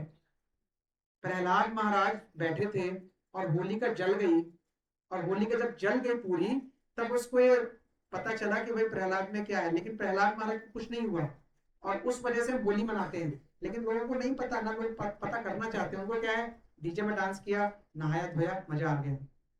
पहले रंग लगाएंगे, फिर 5 दिन तक छुटाएंगे, फिर बच्चों को भी डांटेंगे, इतना कलर क्यों लगा दिया, कपड़े सारे गंदे हो गए, है ना। किसी को नहीं मतलब है कि हम कोई त्योहार क्यों मनाते हैं, उसका क्या वजह है, उसका क्या सिग्निफिकेंस है। जबकि उनको प्रहलाद की वंदना करनी चाहिए, नरसिंह में आरती करनी चाहिए उस दिन स्पेशली, कि आज होली का दहन हुआ था, आज होली है, राइट। तो कितना कुछ टॉर्चर किया और उन्होंने कुछ नहीं किया। ऐसा कोई बड़ी बात नहीं है। हमारे 5 साल के बच्चे को झापड़ मारो, वो भी टॉर्चर, वो भी कुछ नहीं करता, रो देगा, इसके बाद भूल जाएगा 3 मिनट के बाद, 10 मिनट के बाद सब भूल जाएगा, राइट। लेकिन वो भागेगा नहीं, और वो तो उनको तो कोई फर्क नहीं पड़ता। विष्णु इज द सुप्रीम, अपने पिता को भी बोल रहे हैं भाई विष्णु इज द सुप्रीम, कितना टॉलरेट किया, दैट इज देन परीक्षित महाराज। परीक्षित महाराज को पता था कि मुझे 7 दिन में मरना है। आजकल तो किसी को पता भी नहीं 7 मिनट में मरेंगे कि 7 दिन बाद मरेंगे कि 7 साल लगेंगे मरने में। तो उन्होंने सबसे पहले क्या किया, जैसे ही उन्हें पता चला कि सबसे पहले उन्होंने क्या किया, नहीं उन्हें नहीं पता भागवत सुनना है कि नहीं सुनना, उन्हें पता ही नहीं था क्या करना है। He went to his guru and told कि भाई मुझे 7 दिन में मरना है, तो मैं क्या करूं। अगर हमें पता चल जाए कि हमें 7 दिन में मरना है तो हम क्या करेंगे। सबसे पहले मकान के कागज उठा के किसी को दे देंगे, भैया तुम्हारा है, फिर पैसे निकाल के दे देंगे, फिर अकाउंट के पासवर्ड दे देंगे, राइट। यही करेंगे ना। नहीं हम ये भी नहीं करेंगे, नहीं हम ये भी नहीं करेंगे, हम सबसे पहले डॉक्टर के पास जाएंगे। भाई कोई इलाज है। एक फेमस जोक है, एक बार किसी डॉक्टर ने बोला कि जो है तुमको, अब तुम्हारी उम्र हो गई है कि बेड पे अब तुम्हारे पास, तुम मरने वाले हो, तुम्हारी कोई अंतिम इच्छा है कि नहीं है। तो कहता अंतिम इच्छा है। बोले क्या है, बोले मुझे दूसरे डॉक्टर का सेकंड ओपिनियन लेना है। मतलब उस डॉक्टर पे भरोसा नहीं है कि मैं मरूंगा, और वो जीना चाहते हैं, क्योंकि कोई मरना ही नहीं चाहता ना भाई, राइट। ये हम करेंगे। इसके बाद क्या करेंगे, फिर जब पता ही है मरना है, तो भाई अब मरना है तो थोड़ा और एंजॉय कर लो, खा पी लो, अच्छा कर लो। मरते टाइम भी हो सकता है इच्छा रह जाएगी, चाय पी लेते तो मजा आता, तो फिर वो चाय मरते मरते दोबारा आपको दोबारा जन्म लेना पड़ेगा वो चाय पीने के लिए भी, है ना। तो जो मरते टाइम जब आप जो चीज कर रहे हो ना, वही आपको अगला जन्म देने वाली है। अंत काले च मामेव स्मरण मुक्त्वा लेभरम। भगवान ने भगवत गीता के 6 चैप्टर में बोला है कि अंत काल में जो करोगे वही आपको अगला जन्म देगा, वही, राइट। तो लाइफ की गलत काम किया, क्लास में अगर वो अच्छा सोचा तो उनको तो कहती है निकल जाएगा, लेकिन अच्छा काम वो लास्ट में कर नहीं पाएगा। अभी एक सवाल पूछता हूँ मैं आपसे, नहीं अभी मैं आपसे सवाल, हाँ वो भी एक बात है, अभी एक सवाल पूछता हूँ आपसे। किसी ने बंदूक उठाई और अपने माथे पे रखी, तो शास्त्र कहते हैं कि मरते टाइम भगवान को याद करेगा तो वो मेरे को प्राप्त होगा। अब वो कृष्णा को याद करके मर सकता है कि नहीं, पॉसिबिलिटी क्या है। तो अगर वो कृष्णा को याद करके मर गया तो आपको क्या लगता है कि वो भगवान के पास जाएगा या वो दूसरा जन्म लेगा, या नरक में जाएगा। कुछ भी, नरक में जाना दूसरा जन्म लेना बराबर ही एक तरह से, ठीक है, बाय रूल जाएगा। ओके, कितने लोगों को लगता है वो भगवान के पास जाएगा, वैकुंठ जाएगा? 1 2 3। कितने लोगों को लगता है नहीं जाएगा? ओके, अगर आपको लगता है नहीं जाएगा, इसका मतलब आप बेकार 1.5 साल से यहाँ आ रहे हो। क्यों? क्योंकि अगर आपको भगवत गीता पे भरोसा नहीं है तो आप कह रहे हो नहीं जाएगा। भगवत गीता तो बोलती है जाएगा। नहीं, हम आते हैं उस पे भी आएंगे, लेकिन भगवान ने रूल दिया है कि अंत काले च मामेव स्मरण मुक्त्वा कलेवरम। अंत काल में तुम मुझे याद करो, तुम मेरे पास आओगे, ये मेरी गारंटी है। कुछ भी कर लो मेरे पास आओगे, गारंटेड है। बात तो छोड़ दो माता जी, उसने जिंदगी में गलत काम किए। उनका क्वेश्चन यही है ना कि जिंदगी में उन्होंने गलत काम किए, अंत समय में याद किए। मैं तो एक तो अंत समय किसी को पता नहीं कब आएगा, ठीक है, लेकिन अभी मैं कह रहा हूँ कोई आत्महत्या करो, उसको पता मेरा अंत समय यहाँ बैठा हुआ है मेरे कान पे। अभी वो मरने वाला है, वो क्या करे? उसने भगवान कहा यार भगवत गीता में इतना तो लिखा था कि मरना, तो उसने रखा और बोला हरे कृष्णा या कृष्णा व्याप के मर गया। हाँ अजामिल को छोड़ देते हैं प्रभु जी, अभी इसकी बात करते हैं। अजामिल तो ब्राह्मण था, अजामिल ने बहुत पुण्य भी किए थे। Ajamil was a very very very good ब्राह्मण, बहुत अच्छा था। अजामिल की स्टोरी तो बहुत डीप है। हाँ तो किसको किसको लगता है कि नहीं जाएगा अभी भी? नहीं मतलब उसको देखते हैं, वो पाप और पुण्य के डेफिनेशन थर्ड चैप्टर में और डीप में समझेंगे। पाप और पुण्य बहुत अलग चीज है, पाप और पुण्य समझने ही अपने आप में बहुत बड़ा प्रॉब्लम है। जिसको आप पाप समझते हो सकता है पुण्य हो सकता है, पुण्य समझ लो उसको पाप हो। मेरे गुरु ने बोला है कि मंदिर में जाओ और लोगों को धक्का मारो। मेरे गुरु ने बोला है राइट कि भाई यहाँ पे आज जन्माष्टमी है, यहाँ पे बहुत लंबी लाइन लगी है और यहाँ पे जो लोग आते हैं उनको धक्का मारते जाओ। अब एक भक्त आ रहा है, संत आ रहा है, महात्मा आ रहे हैं, महाराज आ रहे हैं, लेकिन मेरी ड्यूटी है धक्का मार के हटाना है। भैया तो नेक्स्ट नेक्स्ट नेक्स्ट। अब मैं क्या करूं, धक्का मारूं या नहीं मारूं? मारना पाप है और गुरु का आज्ञा न मानना भी पाप है। कौन सा पाप करूं? पाप की डेफिनेशन मात्र ही बहुत अलग है। ये मैं बोल रहा हूँ ना, पाप और पुण्य समझ में थर्ड चैप्टर पे आएगा। पाप पुण्य अभी इतना समझ लीजिए कि इंस्ट्रक्शन इज इंस्ट्रक्शन। तो कहानी इतनी है कि वो जाएगा। अब आप बोलोगे प्रभु जी ये तो बहुत बढ़िया सिस्टम हो गया कि अब सारे काम करो, सारे एंजॉय करो, बाद में हरे कृष्णा करना। तो अब ये सोचो कि अगर मैं आपको बोलूं कि दिन में कितने घंटे होते हैं? 24 घंटे होते हैं ना, ठीक।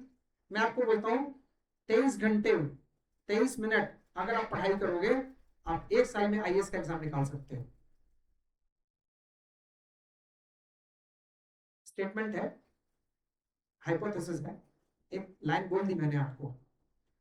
लाइन गलत नहीं है, इतना पढ़ोगे तो निकाल ही लोगे आईएएस का एग्जाम, करेक्ट है ना? बट प्रैक्टिकली पॉसिबल है? नहीं है। रूल सही है, रूल गलत नहीं है। 23 घंटे पढ़ो, 24 में से पास हो जाओगे आईएएस एग्जाम में, लेकिन प्रैक्टिकली पॉसिबल नहीं है। जिसने जिंदगी में गलत काम किया हो ना, वो मरते टाइम भगवान को याद कर ही नहीं पाएगा। आपको पता है जिसने अच्छे काम किए हो ना, उसका भी डाउट है कि वो भगवान को याद कर पाएगा कि नहीं। आप क्यों बोलते हैं भगवान के नाम का जप करो? कि भाई आप जब करोगे, कोशिश करोगे, कोशिश करोगे, कोशिश करोगे, मरते टाइम आप याद रख पाओगे। अगर आप करोगे ही नहीं, हम बच्चों कैसे सिखाते हैं, practice makes a man perfect. प्रयास प्रैक्टिस करने से परफेक्ट हो जाओगे, करते रहो करते रहो। हम प्रैक्टिस नहीं करेंगे तो मरते टाइम कैसे कर सकते हैं? पॉसिबल ही नहीं है। लेकिन रूल है, रूल है, रूल बराबर है और रूल गलत नहीं है, क्योंकि भगवत गीता गलत नहीं बोलती। भगवत गीता भगवान ने बोली है, मैंने नहीं बोली है, अमित कुमार गुप्ता ने नहीं बोली है, भगवान बोल रहे हैं। जो एक एक वर्ड लिखा है भगवान ने बोला है। वो भगवान जो ये सब संभाल रहे हैं उन्होंने बोली है। Does it answer Prabhu ji? So practically possible नहीं है, ठीक है। और अगर अगर उसने गलत काम किए हैं और इसके बाद भी भगवान को याद करके चला गया तो भी वो चला जाएगा। आपको पता है भगवान को सबसे ज्यादा कौन याद करता है? पुराने जमाने में भी कौन याद करता था भक्त के अलावा? शत्रु याद करते थे, राक्षस। जितना जितना याद कंस करता था कृष्ण को, उतना हम आप नहीं कर सकते। भगवान को याद करना इंपॉर्टेंट नहीं है, भगवान को किस भाव से याद कर रहे हो वो इंपॉर्टेंट है। कंस को हमेशा सोचता था कैसे मारूं, ऐसे मारूं, कैसे मारूं, वैसे मारूं, किसको भेजूं, किससे मारूं, सुबह मारूं, शाम को मारूं, अभी मार दूं, बचपन में मारूं कि बड़े में मारूं, बड़े में मारूं तो किससे मारूं। उससे ज्यादा कौन सोचता होगा कृष्णा के बारे में? हम भी नहीं सोचते हैं। रावण राम के बारे में कितना सोचता था, क्या क्या नहीं किया उसने मारने के लिए। तो इम्पोर्टेंट ये नहीं है कि आप भगवान को कितना सोचते हो, लेकिन अरे मतलब भगवान की चैंटिंग जब आप करते हो ना, तो भगवान को किस भाव से चैंटिंग कर रहे हो वो इम्पोर्टेंट है। आप चैंटिंग कर रहे हो हरे कृष्ण कृष्ण कृष्ण हरे हरे, हरे राम हरे राम। अरे भाई क्या चल रहा है?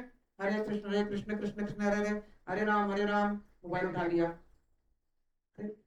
ठीक है, मैकेनिकली कर रहे हो, आपको हो जाएगा कुछ ना कुछ तो अच्छा हो जाएगा, लेकिन आपका भला होगा कि नहीं वो सोचो। आप भगवान को कैसे याद कर रहे हो वो इम्पोर्टेंट है ना। तो क्योंकि भगवान को तो उनके उनके जो दुश्मन थे, जो राक्षस थे, वो भी याद करते थे, और हमसे कहीं ज्यादा याद करते थे, क्योंकि उनको मारना था। उनको 24 घंटे याद करते थे, right? Okay. So Parikshit Maharaj ने जाके क्या पूछा कि what is my duty when I am dying. और परीक्षित महाराज अकेले ऐसे व्यक्ति थे पूरे महाभारत के समय में जिनको स्वयं भगवान ने बचाया था, जबकि वो पैदा नहीं हुए थे। उत्तरा के पेट में जाके, गर्भ में जाके उन्होंने वो बचाया था उनको। ऐसे व्यक्ति को जिसको भगवान बचा रहे हैं उसको श्राप लग सकता है? अगर वो चाहते तो वो अपने सारे श्राप को रिवर्स कर सकते थे। आपको पता है जिस ऋषि को क्यों उन्हें श्राप लगा था?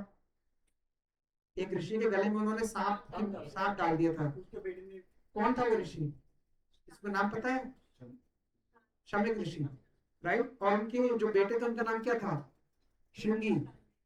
तो जो श्रृंगी ने श्राप दिया था ना, अगर परीक्षित महाराज चाहते तो वो श्राप को रिवर्स कर सकते थे, श्राप को नलीफाई कर सकते थे, लेकिन उन्होंने ऐसा नहीं किया। क्यों? क्योंकि क्योंकि वो डरते नहीं थे ऐसे। उन्हें पता था कि anybody has to die, but he accepted the fate that is coming. But after accepting the fate उन्होंने ये देखा कि मेरी ड्यूटी क्या है, तो वो गुरु के पास गए। उन्होंने कहा मैं मरने वाला हूँ, इस पर मुझे क्या करना चाहिए? और गुरु ने कहा you should leave everything and you should go and listen the साधु संगीत शास्त्र। उन्होंने भागवतम सुनी और इसकी वजह से आज हमें भागवतम सुनने को मिल रही है। That is a duty, right. हमारी ड्यूटी क्या है? और कौन एग्जांपल है? हमने एक स्टोरी पिछली बार भी की थी, रति महाराज, राइट। और ये स्पिरिचुअल वर्ल्ड में नहीं होता कि पुराने जमाने में ऐसा होता था प्रभु जी आज तो पॉसिबल नहीं है, हम आज भी ऐसे ही करते हैं। आपको मटेरियल वर्ल्ड के एग्जांपल देखिए, पूरे दिन ऑफिस में काम करते हैं, हम अपने आप को तपाते हैं, टॉलरेट करते हैं सिचुएशंस को, इस पर पैसे लाते हैं और अपना घर चलाते हैं। क्यों? हम मटेरियल वर्ल्ड में भी तप करते हैं, मटेरियल वर्ल्ड में भी सहन करते हैं, राइट। हम लोग सब कुछ, एक बच्चा होता है सब कुछ छोड़ देता है, अपनी टीवी, अपनी पढ़ाई सब कुछ छोड़ देता है, अपना खेलना छोड़ देता है पढ़ने के लिए एग्जाम टाइम पे, अपना तप करता है वो भी, राइट। एक माँ होती है वो बच्चे के लिए सब कुछ करती है, that's also tolerance. She tolerates. बच्चा शैतानी मचाता है तो वो टॉलरेट करती है कि भाई ठीक है बच्चा ऐसे ही समझता है, इट्स ओके, है ना। तो हम मटेरियल वर्ल्ड में भी क्या करते हैं? टॉलरेट करते हैं, राइट। तो अब श्लोक को थोड़ा देखते हैं। श्लोक में क्या लिखा है? अमृत तत्वाय कल्पते, राइट। तो अमृत, मृत का मतलब क्या होता है? What is the meaning of मृत? मृत का मतलब क्या होता है? डेड। तो अमृत का मतलब क्या होता है? जो ना मरता हो। कहते हैं ना अमृत पी के, कोई अमृत पी के तो आया नहीं है, सब मरेंगे, है ना। अमृत तत्वाय कल्पते। तो भगवान यहाँ पे क्या कहते हैं कि अपोजिट ऑफ मृत, यानी कि कृष्ण, अर्जुन की प्रॉब्लम क्या है कि मैं लड़ूं कि नहीं लड़ूं। भाई सारे प्रॉब्लम बताने के बाद अर्जुन ये तो सोल्यूशन चाहता है कि मैं लड़ूं कि नहीं करूं, है ना। हम लोग भी ये करते हैं ना कि अपने दिमाग में फर्क इतना है कि हम लोग कैसे करते हैं, हम लोग अपना सोच के जाते हैं प्लान बना के कि ये काम तो मुझे करना है, लेकिन इस आदमी से पूछ लेता हूँ, नहीं तो बाद में बोलेगा मुझे पूछा नहीं तुमने, तो पूछ लेता हूँ, खराब हुआ तो थोड़ा सपोर्ट करेंगे। भाई मैं सोच के आऊँ करूँ कि नहीं करूँ। लेकिन अर्जुन ऐसे नहीं सोच रहा है, अर्जुन को सही में कंफ्यूजन है कि लड़ूं कि नहीं लड़ूं, मैं करूं क्या, राइट। लेकिन कृष्णा इस सब के चक्कर में नहीं पड़ने वाले। कृष्णा इसका जवाब नहीं देने वाले तुम लड़के मत लड़ो। कृष्ण कुछ अलग ही बता रहे हैं कि बॉडी क्या है, सोल क्या है, तुम क्या हो। तो अभी कृष्ण बता रहे हैं कि आप, अमृत होता है ना, अमृत को कहते हैं डेथलेसनेस, यानी अमृत सिचुएशन में चले जाना, यानी मरने की सिचुएशन से ऊपर चले जाना, उसको कहते हैं अमृत तत्व। सो अमृत तत्वाय कल्पते। तो यहाँ पे भगवान ये नहीं बता रहे हैं कि आपको लड़ना है कि नहीं लड़ना, भगवान ये बता रहे हैं कि आपको अमृत तत्व कैसे मिलेगा। तो सिंपल सा पूछ रहा है, जैसे बच्चा आपसे पूछे कि भाई आपको 1+1 कितना होता है, अब जो बताने वाला होगा बोलेगा 1+1 2 होता है भाई। लेकिन यहाँ पे जो अच्छा टीचर होगा वो ये नहीं बोलेगा 1+1 2 होता है, तो समझेगा कि इसको एडिशन नहीं आता है, तो पहले कॉन्सेप्ट पे जाएगा, पहले कॉन्सेप्ट समझाएगा, ताकि वो 1+1 का आंसर अपने आप से निकाले, प्लस अगर कोई दूसरा एडिशन भी आ जाए अलग नंबर से तो वो कर पाए। तो भगवान को फंडामेंटल चीज बता रहे हैं, अमृत तत्वाय कल्पते, कि तुम्हें अमृत तत्व कैसे मिलेगा, राइट। तो आपने श्लोक देखा होगा ये वाला, एंड आप रिपीट कर सकते हो। असतो मा सद्गमय तस्नो तमसो मा ज्योतिर्गमय मृत्योर्मा अमृतागमय।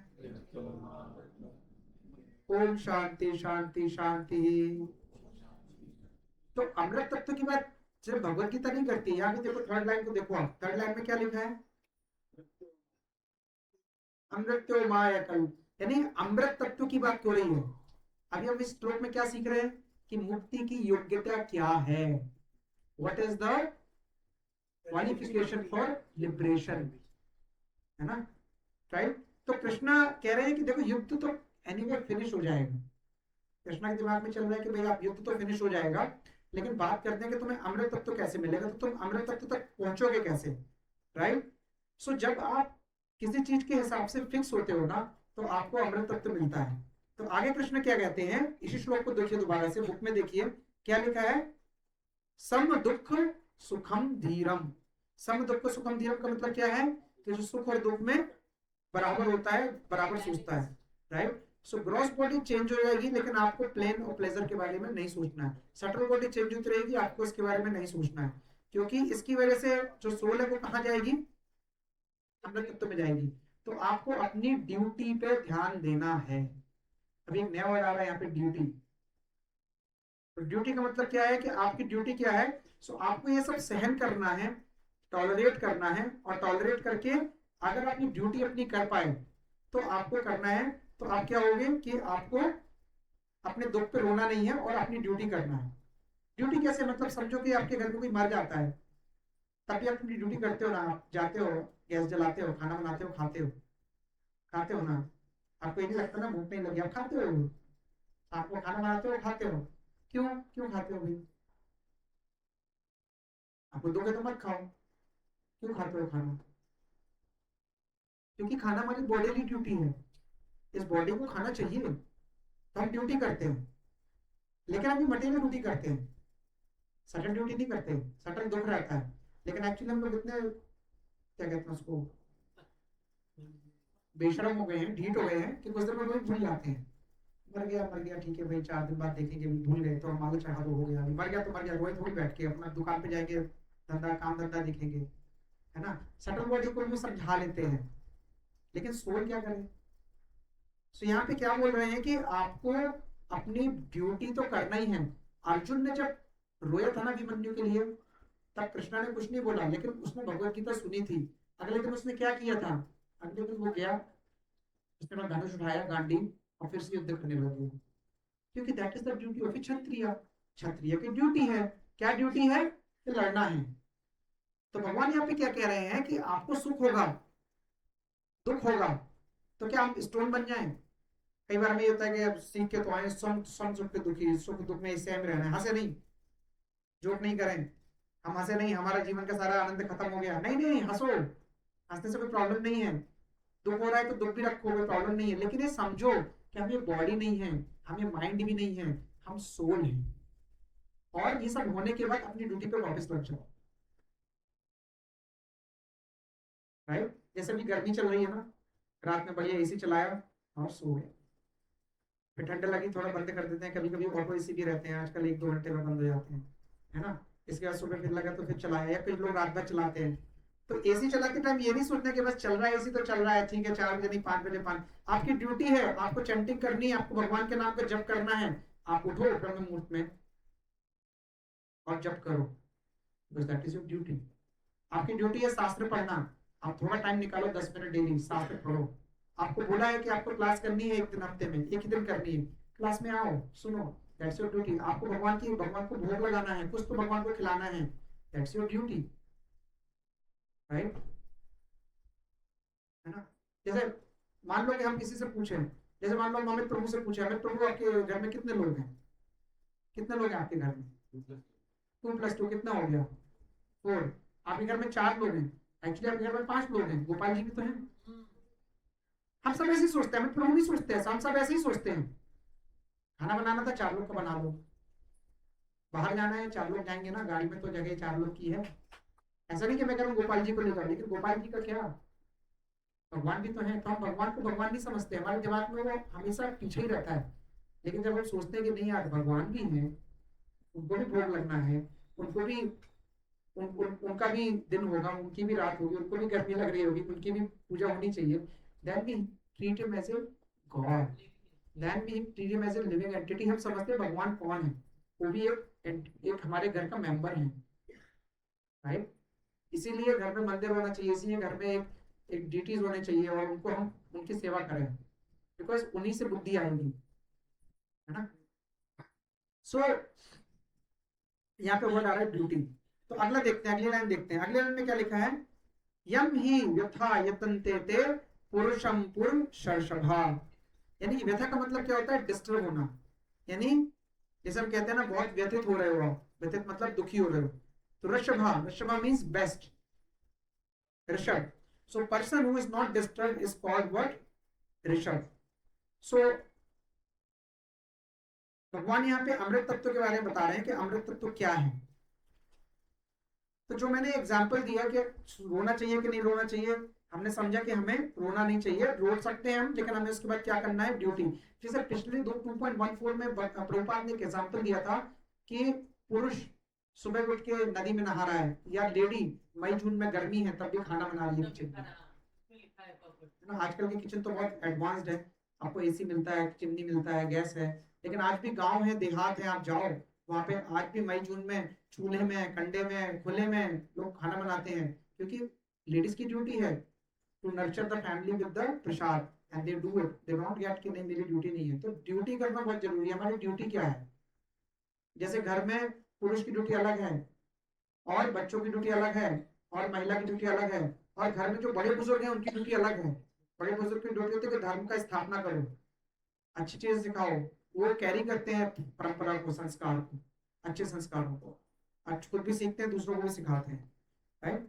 पर क्वेश्चन ये आता है कि प्रभु जी ये सब तो हो गई बड़ी बड़ी बातें, है ना, अभी हम इक्विपाइज रहे कैसे, हाउ कैन वी स्टे इक्विपाइज्ड, मतलब कि इतने सारे इमोशन हैं, दिन भर में रोना आता है, हंसी आता है ना, क्या पत्थर बन जाएं, या फिर अगर कुछ अच्छा हो रहा है तो उसको एंजॉय नहीं करें, या फिर दुख हो रहा है तो उस पर रोए नहीं, क्या करें, मतलब कैसे करें, एनी गेसेस।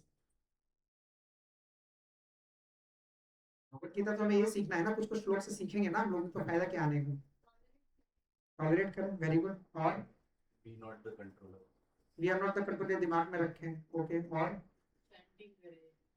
चैंटिंग करें, यस, ABCD करें, ठीक है। इक्विपाइज का मतलब होता है एक प्लेटफॉर्म पे रहना, ठीक रहना, लेकिन हम लोग इक्विपाइज नहीं है, और आप एक्सेप्ट करो या ना करो, अभी हम उस स्टेज पे भी नहीं है कि हम इक्विपाइज रह पाए। क्लास में सब अच्छा लग रहा है, बढ़िया पंखा चल रहा है, लाइट जल रही है, माइक चल रहा है, प्रसाद भी रहेगा, है ना, आइसक्रीम भी खाएंगे, सब कुछ अच्छा होगा, भजन भी करेंगे, कीर्तन भी करेंगे, क्योंकि सबका ये संगत ऐसी है, इस संगत से जैसे बाहर जाएंगे तो हमारा दिमाग अलग चलने लगेगा, राइट। तो रहे कैसे, रहे ऐसे कि हम अपनी जो हमारे साथ हो रहा है ना उसको होने दें, एंजॉयमेंट आ रहा है तो थोड़ा एंजॉय भी करें, दुखी भी हो रहे हैं तो वो कोई बात नहीं, लेकिन उस सब के बाद अपनी ड्यूटी जरूर करें, अपनी ड्यूटी से कंप्रोमाइज नहीं करें, अपने कर्तव्य को जरूर करें, राइट। रामायण, रामायण में ऐसे कितने एग्जाम्पल हैं, जो कौन सा ऐसा एग्जाम्पल है जिसने अपनी ड्यूटी नहीं की, ये सोचे बिना कि मेरा क्या होगा, अपनी ड्यूटी करी, कौन सा एग्जाम्पल सबसे अच्छा है जिन्होंने अपने अपने शरीर के बिना सोचे बारे में ड्यूटी करी, कोई एग्जाम्पल याद है किसी को, जटायु, जटायु को मालूम था कि रावण कौन है, जटायु को मालूम था कि रावण मुझे मार देगा, क्योंकि रावण तैयार होकर आया था, रावण बहुत शक्तिशाली था और जटायु बहुत बुरा था, तो जटायु को पता था कि रावण मुझे मार देगा, और जटायु को यह भी पता था कि शास्त्र में लिखा है कि भगवान के हाथ से मरने से भी हम बैकुंठ जा सकते हैं, लेकिन जटायु ने यह नहीं सोचा कि भगवान के हाथ से मरूं मैं, या किसके हाथ से मरूं, मुझे कोई फर्क नहीं पड़ता, मुझे भगवान की सेवा करनी है, मैं उसमें मर भी गया तो कोई फर्क नहीं पड़ता। और आपको मालूम है जब दशरथ मरे थे ना, दशरथ कौन थे, दशरथ को बोलते हैं विदेह, जो देह के ऊपर सोचते हैं, सोल के लेवल पर रहते हैं, और दशरथ नॉर्मल राजा नहीं थे, कई हजारों साल तक दशरथ ने राज किया, और सोचो जिसके पुत्र भगवान हो उसने कितना कुछ किया हो, लेकिन भगवान ने उनका अंतिम संस्कार नहीं किया, किसका अंतिम संस्कार किया, कौन बना, आप इस चीज को डिफरेंस समझो कि यहाँ पे आप देखो कि हिंदुस्तान में भी आप जाते हो जगह जगह, आपको सबसे ज्यादा मंदिर भगवान राम के बाद किसके मिलते हैं रामायण में, हनुमान जी के, लव कुश के क्यों नहीं मिलते, लव कुश के मंदिर नहीं मिलते आपको, क्यों, पुत्रवाद नहीं है, परिवारवाद नहीं है, भक्त का मिला है, मेरा बच्चा, मेरा कार, मेरा धन, मेरा दौलत, मेरा नहीं, भगवान भी एग्जाम्पल देके गए हैं कि मेरा भक्त सबसे बड़ा है, मेरा पुत्र सबसे बड़ा नहीं है। Right, these are the example I to understand. आपको समझना पड़ेगा ये चीज। राइट, इसलिए भगवान की भक्ति करना कोई छोटी मोटी चीज नहीं है, भगवत गीता सुनना कोई छोटी मोटी चीज नहीं है। आपके बहुत सारों के बहुत जन्मों के कर्म अच्छे होंगे तो आज आपको मिल रहा है ये संग, नहीं तो ये संग मिलना भी बहुत मुश्किल है। नीचे हो रही है, रामनवमी का फंक्शन भी चल रहा है, जोन में भी चल रहा है, कल भी चल रहा था, आज भी चल रहा होगा, लेकिन भगवत गीता सुनने को बोले तो लोग नहीं आएंगे। I am guaranteeing it. ये हॉल भी नहीं भरेगा पूरा, बहुत बड़ा हॉल नहीं है ये, सिर्फ 50 लोग बैठ सकते हैं इसमें। राइट, क्योंकि ये चीज डिफरेंट है, यहाँ पे तत्व की बात है। अभी कल हमने एक एग्जाम्पल सुना था, आज मैं उसको रिपीट करता हूँ। भक्त बड़ा के भगवान, ऐसा लगता भी है ना। देखो ना, एक बार रामायण में राम और लक्ष्मण को अहिरावण नाम का एक राक्षस नीचे पाताल लोक में ले गया था, तो हनुमान जी ने उसको मार के उनको राम और लक्ष्मण को बिठा के ले आए थे। अभी राम और लक्ष्मण को बिठाना, लक्ष्मण को समझते हो कौन है? अनंत शेष है, जिसके ऊपर हम यहाँ हैदराबाद में हैं, इंडिया में, इंडिया कहाँ है? अर्थ में है, फिर ये सौरमंडल है, सौरमंडल के ऊपर गैलेक्सी है, उसके ऊपर यूनिवर्स है, और ऐसे अनंत यूनिवर्स हैं, और उस अनंत यूनिवर्स को मिला के मटेरियल वर्ल्ड बनता है, और वो अनंत शेष के ऊपर टिके हुए हैं, और जो वो टिके हुए हैं वो हनुमान जी को बिठा के ला रहे हैं। आपको शक्ति का अंदाज है हनुमान जी का? तो देखने में क्या लगा कि भक्त बड़ा, लेकिन एक्चुअली भक्त तो बड़ा होता नहीं है, भगवान बड़े होते हैं। तो चक्कर क्या है, ये सही क्या है? भक्त बड़ा है कि भगवान बड़ा है? It's not a paradox. I can prove it's not a paradox.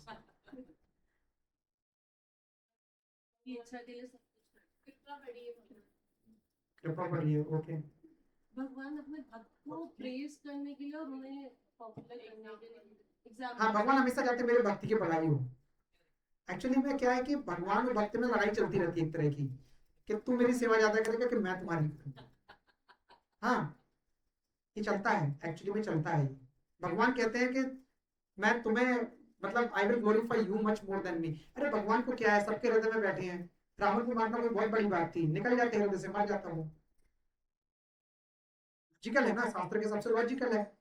सर्वस्व चाहम हृदय सन्निविष्टो मत्ता स्मृति ज्ञान पूर्णम चाहे, हृदय में बैठे भगवान। सब लोग लिखते हैं, सब लोग बोलते हैं, हजार जगह सुना है, हम भी प्रूव करते हैं, भगवत गीता भी बोलती है। तो भगवान किसी के हृदय से निकल जाएंगे, वैसे ही मर जाएगा, व्हाट्स द बिग डील? जब आत्मा निकलती है तो परमात्मा भी साथ में चले जाती है उसके, ये शास्त्र कहते हैं ऐसा। लेकिन फिर भी भगवान ने लीला की, तो होता क्या है, एक्चुअली में दोनों बातें सही है।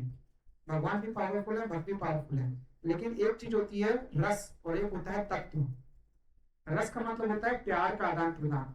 प्यार के आदान प्रदान में भगवान छोटे बन जाते हैं, अपने भक्त के नियंत्रण में आ जाते हैं, और भक्त जैसे चाहते हैं भगवान वैसे ही करते हैं।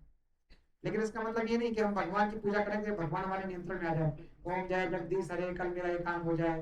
नो, क्योंकि हम भक्त हैं ही नहीं, हम तो ढोंगी हैं, अभी नहीं बने हम भक्त। 16 माला जब शुरू करेंगे तब हम सोचेंगे कि हम भक्त की शायद पहली सीढ़ी पे चले हैं, हजारों सीढ़ियों में से एक सीढ़ी चढ़े हैं, जब हम 16 माला पे आएंगे। ठीक है, अभी हम नहीं पहुंचे, 1-2 माला पे ही लटके हैं हम, 4-6 माला पे ही लटके हैं, है ना।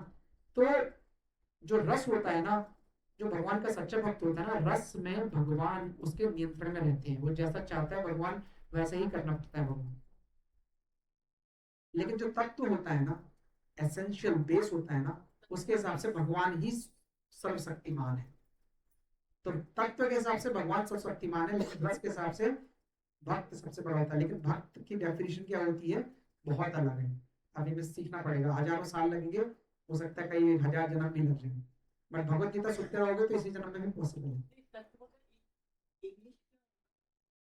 सिग्निफिकेंस, सो जो आप ये बाहर सुनते हो ना, जो टीवी पे भी आती है, जो रामायण और सप्ताह भागवत, ये लोग रस तो बताते हैं, ये रस वो रस, राधा ने ऐसा किया, कृष्ण ने वैसा किया, फलाना हुआ ढिमकाना हुआ, तो सास बहू की कहानी भी सुनाएंगे, एंटरटेनमेंट टीआरपी भी हो जाएगी, लेकिन तत्व नहीं बताते हो। तत्व के लिए आपको भगवत गीता किसी ऑथेंटिक पर्सन से ही सुननी पड़ेगी। आप देखोगे एस्कॉन में जितने भी चीजें होती है वो मोस्टली तत्व के सबसे ज्यादा समझाते हैं कि आप तत्व को समझो, क्योंकि आप वो समझ जाओगे ना कि it's easy for you, right. तो इक्विपोइस का मतलब क्या होता है कि, हाँ तो हम उसमें रामायण में कौन सा एग्जाम्पल कर रहे थे, जटायु का। तो जटायु ने नहीं सोचा कि मैं मरूंगा कि क्या होगा मेरा, Jatayu started fighting and he got killed also. और उसका रिजल्ट क्या हुआ कि उनको भगवान ने बोला कि आज रात के पहले तुम वैकुंठ जाओगे, और अंतिम संस्कार अपने हाथों से किया, पूरे विधि से किया जंगल के अंदर। जबकि जब उनके खुद के पिता मरे थे, वो उनका अंतिम संस्कार नहीं कर पाए थे। नाउ सी द डिफरेंस कि भक्त के लिए भगवान क्या कर सकते हैं, है ना, ये चीज हमें समझनी पड़ेगी। दूसरा, मटेरियल वर्ल्ड में जब तक आप मान लो आपका बच्चा 6th क्लास में पढ़ता है, अगर वो गलती से फेल हो गया तो वो 7th में जाएगा, नहीं जाएगा। अगर आपने गलत काम कर दिया, आपका प्रमोशन होगा, कभी नहीं होगा।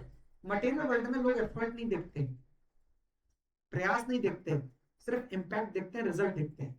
आपका काम किया नहीं किया कोई मतलब नहीं है, आप सफल हुए कि नहीं हुए ये देखा जाएगा। लेकिन स्पिरिचुअल वर्ल्ड में ऐसा नहीं होता, उल्टा होता है। भगवान ये देखते नहीं कि आप सफल हुए कि नहीं हुए, भगवान सिर्फ ये देखते हैं कि आपने कोशिश की कि नहीं की। जटायु ने कोशिश की और वो विकेट पहुंच गया। वो सफल तब होता जब वो, हम कैसे देखते हैं सफल होता, अगर वो रोक पाता रावण को, सीता को ना ले जाने के लिए। लेकिन उन्होंने ये नहीं देखा कि वो सफल हुए या नहीं हुए, उन्होंने ये देखा कि जटायु ने कोशिश करी मेरे लिए, मेरी एक सेवा करी, मेरे लिए कुछ सोचा, और वो वैकुंठ चले। तो हमें भी तो हमें भी ऐसे ही सोचना चाहिए कि हम भगवान के लिए सेवा करें। हमसे चैंटिंग नहीं हो पा रही है, कोशिश करें। हमसे नहीं होता 16 राउंड, हम 1 राउंड से शुरू करें, 2 राउंड करें, 3 राउंड करें, राइट। हमसे नहीं बनता भोग, हम नहीं लगा सकते डेली। हमारे घर में ठीक है कुछ बनता है, हम नहीं लगा सकते, एक टाइम लगाएं, हफ्ते में 1 दिन लगाएं, एक टाइम लगाएं, भगवान को खिलाएं, उनके नाम का जप करें। हम नहीं जा सकते डेली क्लास में, हम 1 दिन भगवत गीता क्लास में जाएं। हम नहीं 1 घंटा पढ़ सकते, हम 5 मिनट भगवत गीता पढ़ें, राइट। हम नहीं ये देख सकते, हम 1 घंटा कुछ अच्छा भगवान का कुछ सीरियल देखे, कुछ समझे, कुछ भजन सुने, कुछ तो करें। भगवान उस प्रयास से भी खुश हो जाएंगे, he will be happy with that, और आपको उसका भी रिजल्ट मिलेगा। तो वो प्रयास जो है ना, तो यहाँ पे ना रिजल्ट का मैटर करते नहीं, स्पिरिचुअल और मटेरियल को उल्टा है, 180 में चलता है। हाँ मतलब आप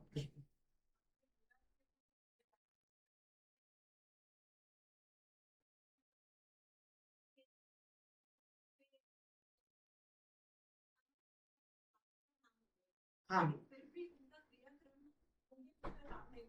तो क्रियाकर्म जो होता है ना, वो कर्म कांड होता है, ठीक है। हर आदमी अपने पुराने कर्मों के और श्रापों के हिसाब से बंधे होते हैं। हाँ, श्रवण वाली स्टोरी याद है ना आपको। तो कहने का मतलब ये है, लेकिन अगर भी उन्होंने राम को फिर भी याद किया तो वो भी वैकुंठ गए। कहने का मतलब ये नहीं, हाँ वो भी सी, नहीं नहीं नहीं नहीं माता जी, कुछ भी करते हैं, आप सही बोल रहे हो, बिल्कुल सही है। अभी हमें यहाँ पे 2 चीज और समझनी पड़ेगी। पहली चीज तो ये समझनी पड़ेगी कि आपकी माता जी बेटा है कि बेटी है, दोनों हैं। अगर आपको पता चल जाए कि आपका बेटा भगवान है, तो उसके में क्या होगा, बहुत मुश्किल हो जाएगा पालना उसको, क्योंकि ना तो आप डांट पाओगे, ना आप मार पाओगे, ना आप बोल पाओगे, है ना। और आप वही करोगे वो चाहेगा, और आपको पता है गलत कर रहा है, तब भी आप कुछ नहीं कर सकते, क्योंकि वो क्या है, भगवान है। तो जब भगवान अपने पार्षदों के साथ आते हैं ना, भगवान अकेले नहीं आते। पहली बात तो, जैसे राजा होता है ना, अपनी पूरी सेना के साथ चलता है, प्रिय प्राइम मिनिस्टर होता है, वो अपने मिनिस्टर के साथ चलता है, अपनी सिक्योरिटी के साथ चलता है, भगवान सबके साथ आते हैं। तो दशरथ, कौशल्या, माता, ये सब लोग जो है ना, ये आप कह दो कृष्ण के साथ बलराम जी, राधा रानी, ये सब उनके पूरे पार्षद हैं, ठीक है। तो पहले तो हमें ये नहीं समझना है कि वो भक्त है या नहीं है, एग्जाम्पल को दूसरे एंगल से देखेंगे अभी, वो भक्ति हैं। लेकिन भगवान, मेरा कहने का मतलब ये है कि भगवान ने सिचुएशन के हिसाब से भक्त को देखा और भक्त को हिसाब से काम किया। लेकिन जो पार्षद होते हैं ना, उनको कहते हैं नित्य पार्षद, वो एक लीला में होते हैं, और उस लीला में दो माया होती है, एक होती है महामाया, एक होती है योग माया। महामाया होती है जिसमें हम लोग हैं, ये मटेरियल वर्ल्ड में संसारी लोग।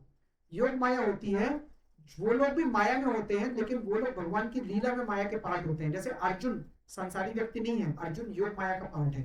उस समय उसको बुला दिया जाता है कि आप कौन हो, पर एक लीला के में आपको लीला का पार्ट होता है, और वो किसी रस में होते हैं। जैसे कि 5 रस होते हैं, उसमें से एक रस होता है वात्सल्य रस। वात्सल्य रस का मतलब होता है कि मैं भगवान को अपने पुत्र की तरह सेवा करूं। तो उनका जो इच्छा थी दशरथ जी की, ये थी कि मैं भगवान की सेवा करूं एज ए पुत्र। वो जब उनकी इच्छा पूरी हुई तो वो वात्सल्य रस में थे। उस समय उनको ये नहीं पता था कि भगवान है, वो उनको पुत्र मानते थे, राइट। अगर उनको ये लगता कि भगवान है और उनको बोला तुमको वनवास जाना है, हाँ हाँ ये तो भगवान है, कहीं भी जा सकते हैं, जाइए वनवास। बट वो विरह में जान चली गई उनकी। क्यों चली गई? क्योंकि वो योग माया में थे, महामाया में नहीं थे, राइट। तो ये जो परिस्थितियां है ना वो ऐसी बनाई जाती हैं, ऐसी हैं, लीला का पार्ट है कि वो ऐसे समझते हैं उसको, ठीक है। कहने का मतलब जटायु को इसलिए ग्लोरीफाई किया गया यहाँ पे क्योंकि जटायु ने अपने बारे में ना सोच के क्या किया, भगवान की सेवा के बारे में सोचा और नहीं जानते। वहां पे एक एग्जांपल मारीच का भी आता है। मारीच कौन था? रावण का मामा था। आपको पता है जब मारीच और ताड़का में क्या संबंध था? ताड़का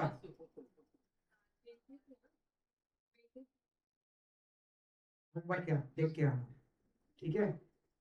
जब ताड़का को मारा गया था ना, मारीच वहां पे था और मारीच को पता था कि राम कौन है। और मारीच बोलता था कि राम का नाम मत लेना, राम बोलने से सुनने से डर जाता था वो। तो जब रावण पहली बार गया था ना मारीच को बोलने के उसको मार दो, रावण को, हाँ हाँ वही था। तो जब रावण गया था ना कि भाई ऐसा ऐसा करो, मेरा साथ दो, राम को मार दो,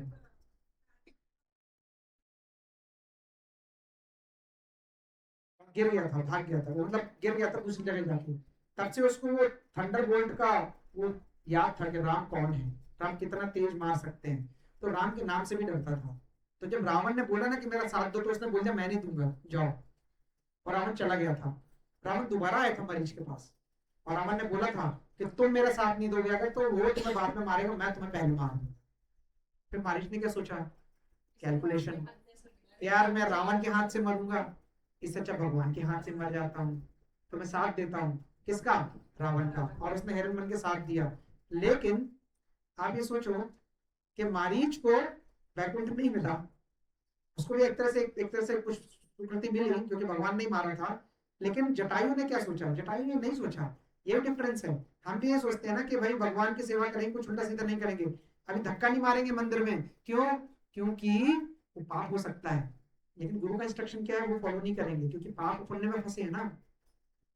लेकिन जो पाप पुण्य में नहीं फंसा ना, वो सिर्फ गुरु का इंस्ट्रक्शन फॉलो करेगा। उससे मतलब ही नहीं है कि उस इंस्ट्रक्शन से मुझे पाप मिलेगा, पुण्य मिलेगा। वो कहता है पुण्य मिलता है तो कल मिलता है तो आज मिल जाए, पाप मिलता है तो कल मिलता है तो अभी मिल जाए, बट मैं करूंगा वही जो मेरे गुरु ने बोला है। ये होता है सरेंडर टू गुरु। तो यहाँ पे ना जो सेवा भाव है ना वो जटायु का बहुत डीप है। वो ये कह रहा था कि मेरे को सेवा करनी है किसी भी सिचुएशन में, मैं मैटर ही नहीं करता कि मैं सेवा करते करते रहूं या मैं सेवा करते करते मर जाओ। It does not matter at all, right. So यहाँ पे जो जटायु ने बोला है ना, जो जटायु ने किया वो अलग ही एक लेवल है। ओके, यहाँ पर मारीच को भी तो भगवान ने मारा, लेकिन जैसे कृष्ण ने मारे। एक सेशन आएगा जिसमें बात करेंगे कि राक्षस की गति क्या होती है, दैट दिस विल कम। नहीं उसको भी मिला था, लेकिन बैकवर्ड की बात नहीं है यहाँ पे, और भी कई जगह होती है जहाँ पे उसको मिला। देखिए इसको इस तरह से भी समझिए कि हम अपना फायदा देख रहे हैं या हम भगवान का फायदा देख रहे हैं। आपको पता है मुझे पिछले हफ्ते किसी ने फोन करके बोला था, एक माता जी ने फोन करके बोला था और मैं बहुत खुश हुआ था उनके फोन करने से। उन्होंने मुझे पूछा, क्योंकि जो तत्व विद्धि प्रणीप आते हैं ना, परिप्रश्न ने सेव्या है ना, उसमें जो प्रश्न है ना परिप्रश्न है, उसमें प्रश्न पूछना चाहिए। लेकिन प्रश्न कैसे पूछना चाहिए के साथ एक चीज और है, प्रश्न क्या पूछना चाहिए। तो उन्होंने मुझे पूछा कि प्रभु जी मैं ना चैंटिंग करती हूँ तो बहुत डिस्टर्बेंस आता है दिमाग में, तो मैं क्या करूँ, राइट। मुझे मजा नहीं आता चैंटिंग में, it's very difficult to do chanting. तो मैंने उनसे एक ही चीज पूछी, माता जी आप अपने मजे के लिए करते हो कि भगवान के मजे के लिए? कई लोगों को चैंटिंग बोरिंग लगती है, भगवान का नाम लेना बोर लगता है, थकते भी हैं हम। लेकिन हमें ये सोचना चाहिए कि हम किसके मजे के लिए कर रहे हैं। हम भगवान के मजे के लिए कर रहे हैं, हम अपने मजे के लिए नहीं कर रहे हैं। हमें मजा आए या ना आए, हमारी ड्यूटी है करना। हम ड्यूटी करते रहेंगे तो मजा आ लगेगा बहुत, एक टाइम के बाद मजा आएगा आपको, नो डाउट। आप जब शुरू में अपनी ड्यूटी करते हो ना, पैसे कमाते हो ना, आपको अच्छा लगता है, फिर कुछ दिन में तो बोर लगता है, यार वही 9 to 6 जॉब, क्यों जाना, क्यों इतना करना, राइट। लेकिन फिर वो थोड़ी देर बाद आपकी आदत पड़ जाती है। तो जो ड्यूटी होती है ना, आप जब अपनी ड्यूटी करोगे ना, आपको ड्यूटी करनी है, आपको मजा आए या ना आए, आपकी ड्यूटी है, आपको चैंटिंग करनी है, भगवान के नाम का जप करना है, क्योंकि मैंने बोला है आपको करना है। आपको मजा आए या ना आए, इट डज नॉट मैटर। आपके मजे के लिए नहीं कर रहे आप, भगवान के मजे के लिए कर रहे हैं। और अगर आप भगवान के मजे के लिए ड्यूटी करोगे ना, तो आपको भी धीरे धीरे वो मजा आएगा। आप में से कितने लोग हैं जिन लोगों को अच्छा लगता है चैंटिंग करना, एटलीस्ट थोड़ा तो अच्छा लगता ही है, राइट? लगता है ना? पहले दिन लगता था? नहीं लगता था, ऐसा लगता था माला लेडी, घर वाले कोई देखना ले और ये पंडित जी बन जाएगा क्या तुम, लगता था ना? अभी भी कई लोग सुनते होंगे अपने घरों में, अरे इतना मत करो भाई, इतना मत करो। किसी का बच्चा अगर भगवत गीता सुने या भक्त बनने की कोशिश करे, तो घर वाले पता क्या बोलते हैं? घर वाले भाई ठीक है भाई, थोड़ा दान पुण्य दे दो, पूजा कर लो, इतना मत करो कि तुम्हारा काम धंधा बंद हो जाए। अरे भाई, हमारा काम धंधा ही पूजा करना है, भगवान के नाम का जप करना है। बाकी जो हम कर रहे हैं सिर्फ बॉडी पालने के लिए कर रहे हैं, और ये बॉडी भी मर जाने वाली है, कोई पूछेगा भी नहीं। अंगूठी भी पहनी होगी तो निकाल लेगा, घड़ी भी पहनी होगी तो निकाल लेगा, वो भी नहीं जाने देगा आपके साथ, वो आपका ही कमाया हुआ होगा तो भी आपके साथ नहीं जाने वाला। तो क्यों भाई, अपने लिए भी कुछ करो, अपनी सोल के लिए भी कुछ करो, दैट इज द इंटेंशन। चलो जल्दी से परपट करते हैं, देन वी विल क्लोज। तो प्रभुपाद क्या कहते हैं? Purport by Srila Prabhupada. श्रील प्रभुपाद देखिए, equally tolerate the onslaught of distress and happiness is certainly a person eligible for liberation. भगवान कहते हैं कि जो व्यक्ति सुख और दुख में सेम रह सकता है, वही लिबरेट हो सकता है, वही योग्य है लिबरेट होने के, ये उसकी योग्यता है, राइट? जबकि मुक्ति बहुत बड़ी चीज नहीं है, लेकिन मुक्ति से कई और भी चीजें ऊपर हैं, लेकिन यहाँ मुक्ति की बात कर रहे हैं भगवान। अमृतत्वाय कल्पते, अमृत तत्व कैसे मिलेगा, लिबरेट कैसे होगे? लिबरेट का मतलब क्या है? कि मर जाएंगे? फिजिकल बॉडी नहीं, लिबरेट का मतलब फिजिकल बॉडी से निकलना नहीं। आपको पता है आप इस बॉडी में रहते रहते भी लिबरेट हो सकते हो, इस बॉडी में रहते रहते भी मुक्त हो सकते हो। जो सन्यासी होता है उसे क्या है, उसे कुछ नहीं फर्क पड़ता, इज डिटैच फ्रॉम एवरीथिंग, सब चीजों से डिटैच है, उसको कोई लगाव नहीं है किसी चीज से, वो मुक्त है, उसको कहते हैं जीवन मुक्त। एक बार प्रभुपाद से किसी ने पूछा, प्रभुपाद यूएस में थे, और प्रभुपाद से किसी ने पूछा, प्रभुपाद मुक्ति क्या होती है, मरने से मुक्ति मिल जाती है? प्रभुपाद ने कहा नहीं। तो फिर मरने से क्या मिलता है? प्रभुपाद ने कहा जो तुम्हारे मन में होगा मरते टाइम वो मिलेगा। प्रभुपाद आपको मुक्ति मिल गई, आप मुक्त हो? प्रभुपाद ने कहा हाँ। तो उन्होंने कहा आप तो मरे नहीं। बोले मुक्ति के लिए मरना भी जरूरी नहीं है। बोले कैसे? बोले देखो मैं कहाँ खड़ा हूँ। बोले प्लेटफॉर्म पे, वो रेलवे प्लेटफॉर्म था, स्टेशन था। मैं कहाँ खड़ा हूँ? स्टेशन पे। देखो मेरे पास टिकट है कि नहीं है? है। तो मैं वैलिड यात्री हूँ कि नहीं? बोले हो। तो मैं यात्रा कर रहा हूँ। बोले नहीं। क्यों? ट्रेन नहीं आई। बोले ट्रेन आई तो मैं चला जाऊंगा। तो मैं यात्री हूँ, जब ट्रेन आएगी तो चला जाऊंगा। मैं अभी मुक्त हूँ, जब देह अंत होना होगा तो हो जाएगा। तो देह अंत होने के पहले भी आप मुक्त हो सकते हो। ये जरूरी नहीं है मुक्ति के लिए आपको मरना ही है, क्योंकि मुक्ति आपको बॉडी से नहीं मिलती है। बॉडी, ग्रॉस बॉडी और सटल बॉडी दोनों से मिलती है। आपको मन से भी आपको मुक्ति मिलती है। जब उस मन से आपको मुक्ति मिलती है तो आप हल्का फील करते हो। मटेरियल वर्ल्ड में प्रूव कर सकते हैं। सोचो कि आपको कहीं जाना है, सबको कहीं जाना है, कुछ वहां पे प्रसाद मिलेगा, खाना मिलेगा, चलो खाने की बात करते हैं, ठीक है, कुछ खाना मिलेगा। कई लोग कितनी खुशी होती है, चलो आज बनाना नहीं पड़ेगा, जाएंगे, कुछ बना बनाया मिलेगा, खाएंगे, 4 लोगों से मिलेंगे, एवरीथिंग विल बी ओके। लेकिन अगर आपको उस दिन किसी वजह से कोई फास्ट रहना हो, तो बंदा फोन भी करेगा ना, तो आपको ज्यादा टेंशन ही रहेगा, आप हल्का फील करोगे कि जाना है, मिलना है, चले आना है। फास्ट खा सकते नहीं, इट्स ओके, एक्सेप्टेंस है आपकी बॉडी में, आप ऑटोमेटिक हल्का फील करोगे, क्योंकि आपको कोई बाउंडेशन ही नहीं है, ना जाने की, ना खाने की, ना आने की। मन करेगा तो जाएंगे, नहीं करेगा तो नहीं जाएंगे, क्योंकि हमें कोई बाउंडेशन नहीं है ना, कुछ लगाव नहीं है किसी चीज से वहां पे। आपको जब कुछ लगाव नहीं रहेगा ना, आप अपने आप हल्का फील करोगे। और ये चीजें मैंने मतलब लोगों में होती हुई देखी। आप हमेशा देखना कि जब आप भगवत गीता पढ़ोगे, शास्त्र पढ़ोगे, भगवान का सेवा करोगे ना, तब आपकी जो नींद है ना वो भी अच्छी आएगी, और आपका दिन भी अच्छा कटेगा, और आपकी नींद कम भी हो जाएगी, क्योंकि आप बर्डन लेके नहीं सोओगे। नींद आपकी टूटती तभी जब आपको बर्डन होती, टेंशन होती है, ये काम वो काम, ये टेंशन वो टेंशन, बहुत सारी चीज। तो नींद अगर आपकी कम हो रही है, इसका मतलब आप थोड़ा सा काम हो, पीसफुल हो और आप चीजों को अच्छे से कर पा रहे हो, इसका मतलब नहीं कि आप ड्यूटी नहीं कर रहे, आप ड्यूटी सॉलिड कर रहे हो, लेकिन जब आप रेस्ट कर रहे हो तो रेस्ट ही कर रहे हो, जब आप भगवान की भक्ति कर रहे हो तो भक्ति कर रहे हो, जब भगवान का प्रसाद कर रहे हो तो भगवान के बारे में ही सोच रहे हो, आपका फोकस और कंसंट्रेशन भी बढ़ जाता है, क्योंकि आप फोकस कर पा रहे हो प्रेजेंट में, ना तो पास्ट को लेकर शोक कर रहे हो ना, और ना फ्यूचर को लेकर नए नए सपने बना रहे हो, क्योंकि हम लोग ये कर रहे होते हैं मनो संकल्प विकल्प, मन हमेशा दो चीजों में फंसा है, संकल्प और विकल्प। विकल्प क्या, ये करूं कि ये खाऊं कि ये नहीं खाऊं, ये करूं यहाँ जाऊं कि वहां जाऊं, ये वाला जॉब करूं कि वो वाला जॉब करूं, ये वाला चीज खरीदूं कि वो वाला चीज करूं, उसको तो विकल्प, ऑप्शंस। संकल्प मतलब मैं ऐसा करूंगा, मैं वैसा करूंगा, मैं यहाँ जाऊंगा, मैं ये चीज खरीदूंगा, मैं वाले कपड़े खरीदूंगा, मैं वाली गाड़ी खरीदूंगा, मैं वाला टीवी खरीदूंगा। तो मन इसी चीजों में फंसा है, संकल्प और विकल्प। उससे आप बाहर निकल पाओगे, अपने करंट काम में फोकस कर पाओगे।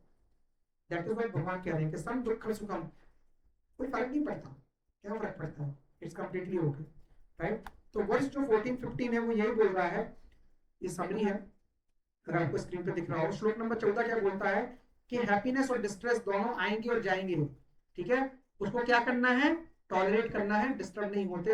और इसके बाद क्या है, अगर आप ये कर पाओगे तो यही आपका क्या बनेगा, योग्यता, एलिजिबिलिटी, किस चीज के लिए, मुक्ति के लिए। और अगर आप ये नहीं कर पाओगे तो आपकी मुक्ति पॉसिबल नहीं। और अगर आप ये कर पाओगे तो आप इसी जीवन में रहते रहते मुक्त हो जाओगे। मैंने अपने खुद के जीवन में मैं ऐसे लोगों को जानता हूं जो जीवन मुक्त हैं,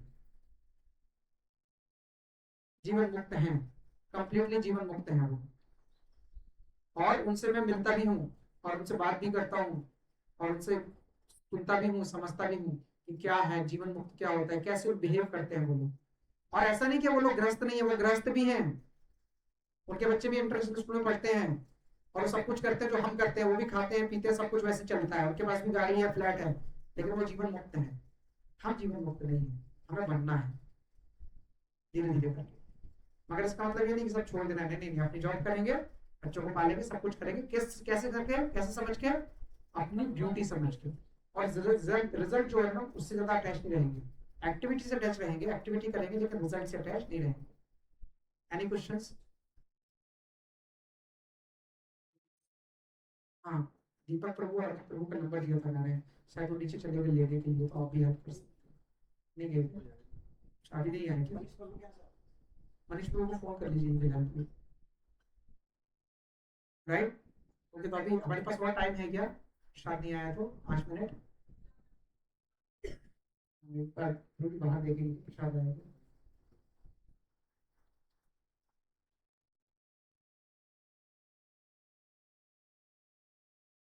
तुम नीचे नहीं है क्या?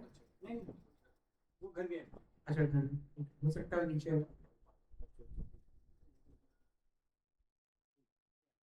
ठीक है, बस 1 मिनट और। ओके, परफेक्ट, ठीक है। Any doubts, any questions? Yes problem. नहीं, वैकुंठ जाना और मुक्त होने में थोड़ा डिफरेंस है, मुक्ति के स्टेजेस भी होते हैं, मुक्ति के टाइप भी होते हैं, वो नेक्स्ट सेशन में आएगा। Any other questions? जीवन मुक्त होना होता है कि अगर आप कोई भी काम कर रहे हो उससे डिटैच्ड हो, उसके रिजल्ट से डिटैच्ड हो, काम कर रहे हो लेकिन डिटैच्ड हो, तो आप एलिजिबल हो जीवन मुक्त होने के लिए। तो जीवन मुक्ति और भी सारी चीजें हैं, लेकिन आप मुक्त होने के लिए एलिजिबिलिटी आपकी एक बन गई। जैसे कि मान लो कि अगर आपको इलेक्शन लड़ना है तो क्या योग्यता होनी चाहिए? पहला होता है आप भारत के नागरिक हो, है ना। लेकिन अगर अकेला भारत के नागरिक होना नहीं होता, दूसरी योग्यता क्या होती है, 18 साल से ऊपर की एज हो। तो एक चीज के लिए कई योग्यता होती है, लेकिन सबसे बड़ी योग्यता क्या होती है, इन सिटीजन ऑफ इंडिया। इसी तरह से मुक्ति की सबसे बड़ी योग्यता ये वाली है जो आज हमने सीखी, और भी कुछ हम छोटी छोटी वो भी आगे आएंगे। पर जीवन मुक्त का मतलब है यू आर डिटैच्ड। अब डिटैच का मतलब कैसे कि अगर कल आपको बोल दिया जाए कि आपके ऑफिस आपको सैलरी नहीं देगा, काम करोगे कि नहीं करोगे? आपको पता है हम सब एजम्पशन पे ही चलते हैं, सैलरी भी मंथ के बाद में आती है, पहले नहीं आती है। तो आपको भरोसा है, बिलीव है कि 1 महीने बाद मुझे पैसे मिलेंगे, तभी तो आप काम कर रहे हो, है ना। भरोसा है ना, एडवांस तो नहीं मिलता ना, राइट। यही भरोसा हम जिंदगी में हर जगह करते हैं। अमेजोन से कोरियर आता है, ऑर्डर करते हैं सामान को, भरोसा होता है कोरियर आएगा, मेरे घर तक आएगा, राइट। फिर हम, लेकिन लोग भगवत गीता पे भरोसा नहीं करते कि भगवान ने बोला तो सच ही होगा। अरे भाई भरोसा करो, चीजें बिलीफ से ही स्टार्ट होगी। So it start with belief only. So जीवन मुक्त अभी के लिए, जीवन मुक्ति कई चीजें हैं, बट जीवन मुक्त अभी के लिए यही है माता जी कि हमें अपना काम रिजल्ट से अटैच नहीं होना है, अपना काम बेस्ट तरीके से करना है, एंड देन यू विल जीवन मुक्त। हाँ, इस क्लास में जो आता रहेगा मैं गारंटी लेता हूँ कि वो जीवन मुक्त होने के लिए सारी एलिजिबिलिटी सीख जाएगा, करे या नहीं करे वो उसकी मर्जी। ठीक है, okay, perfect. So let's go to, so verse है, नेक्स्ट टाइम कर सकते हैं। सो क्वेश्चन ही आता है, is there any destruction for soul also, क्योंकि हम सोल की बात कर रहे हैं, सोल का भी नाश होता है क्या? अब तक तो पता ही नहीं होता है, पता नहीं अब क्या बता दें हम लोग। क्या लगता है होता है कि नहीं होता है? ठीक है, सो हम ये अगले हफ्ते करेंगे। Next week to be continue कि सोल का नाश होता है या नहीं होता है। ठीक है, सो 2-3 अनाउंसमेंट्स हैं and we will close the session and then we will do them. वंशकल्पितरुं निश्चय कृपा सिंधुभ्यः च पतितानां पावनेभ्यो वैष्णवेभ्यो नमो नमः। अनंतकोटि वैष्णववंदे वीरशील प्रभुपाद की जय। निताय गौर प्रेमानंदे हरि बोल। Thank you.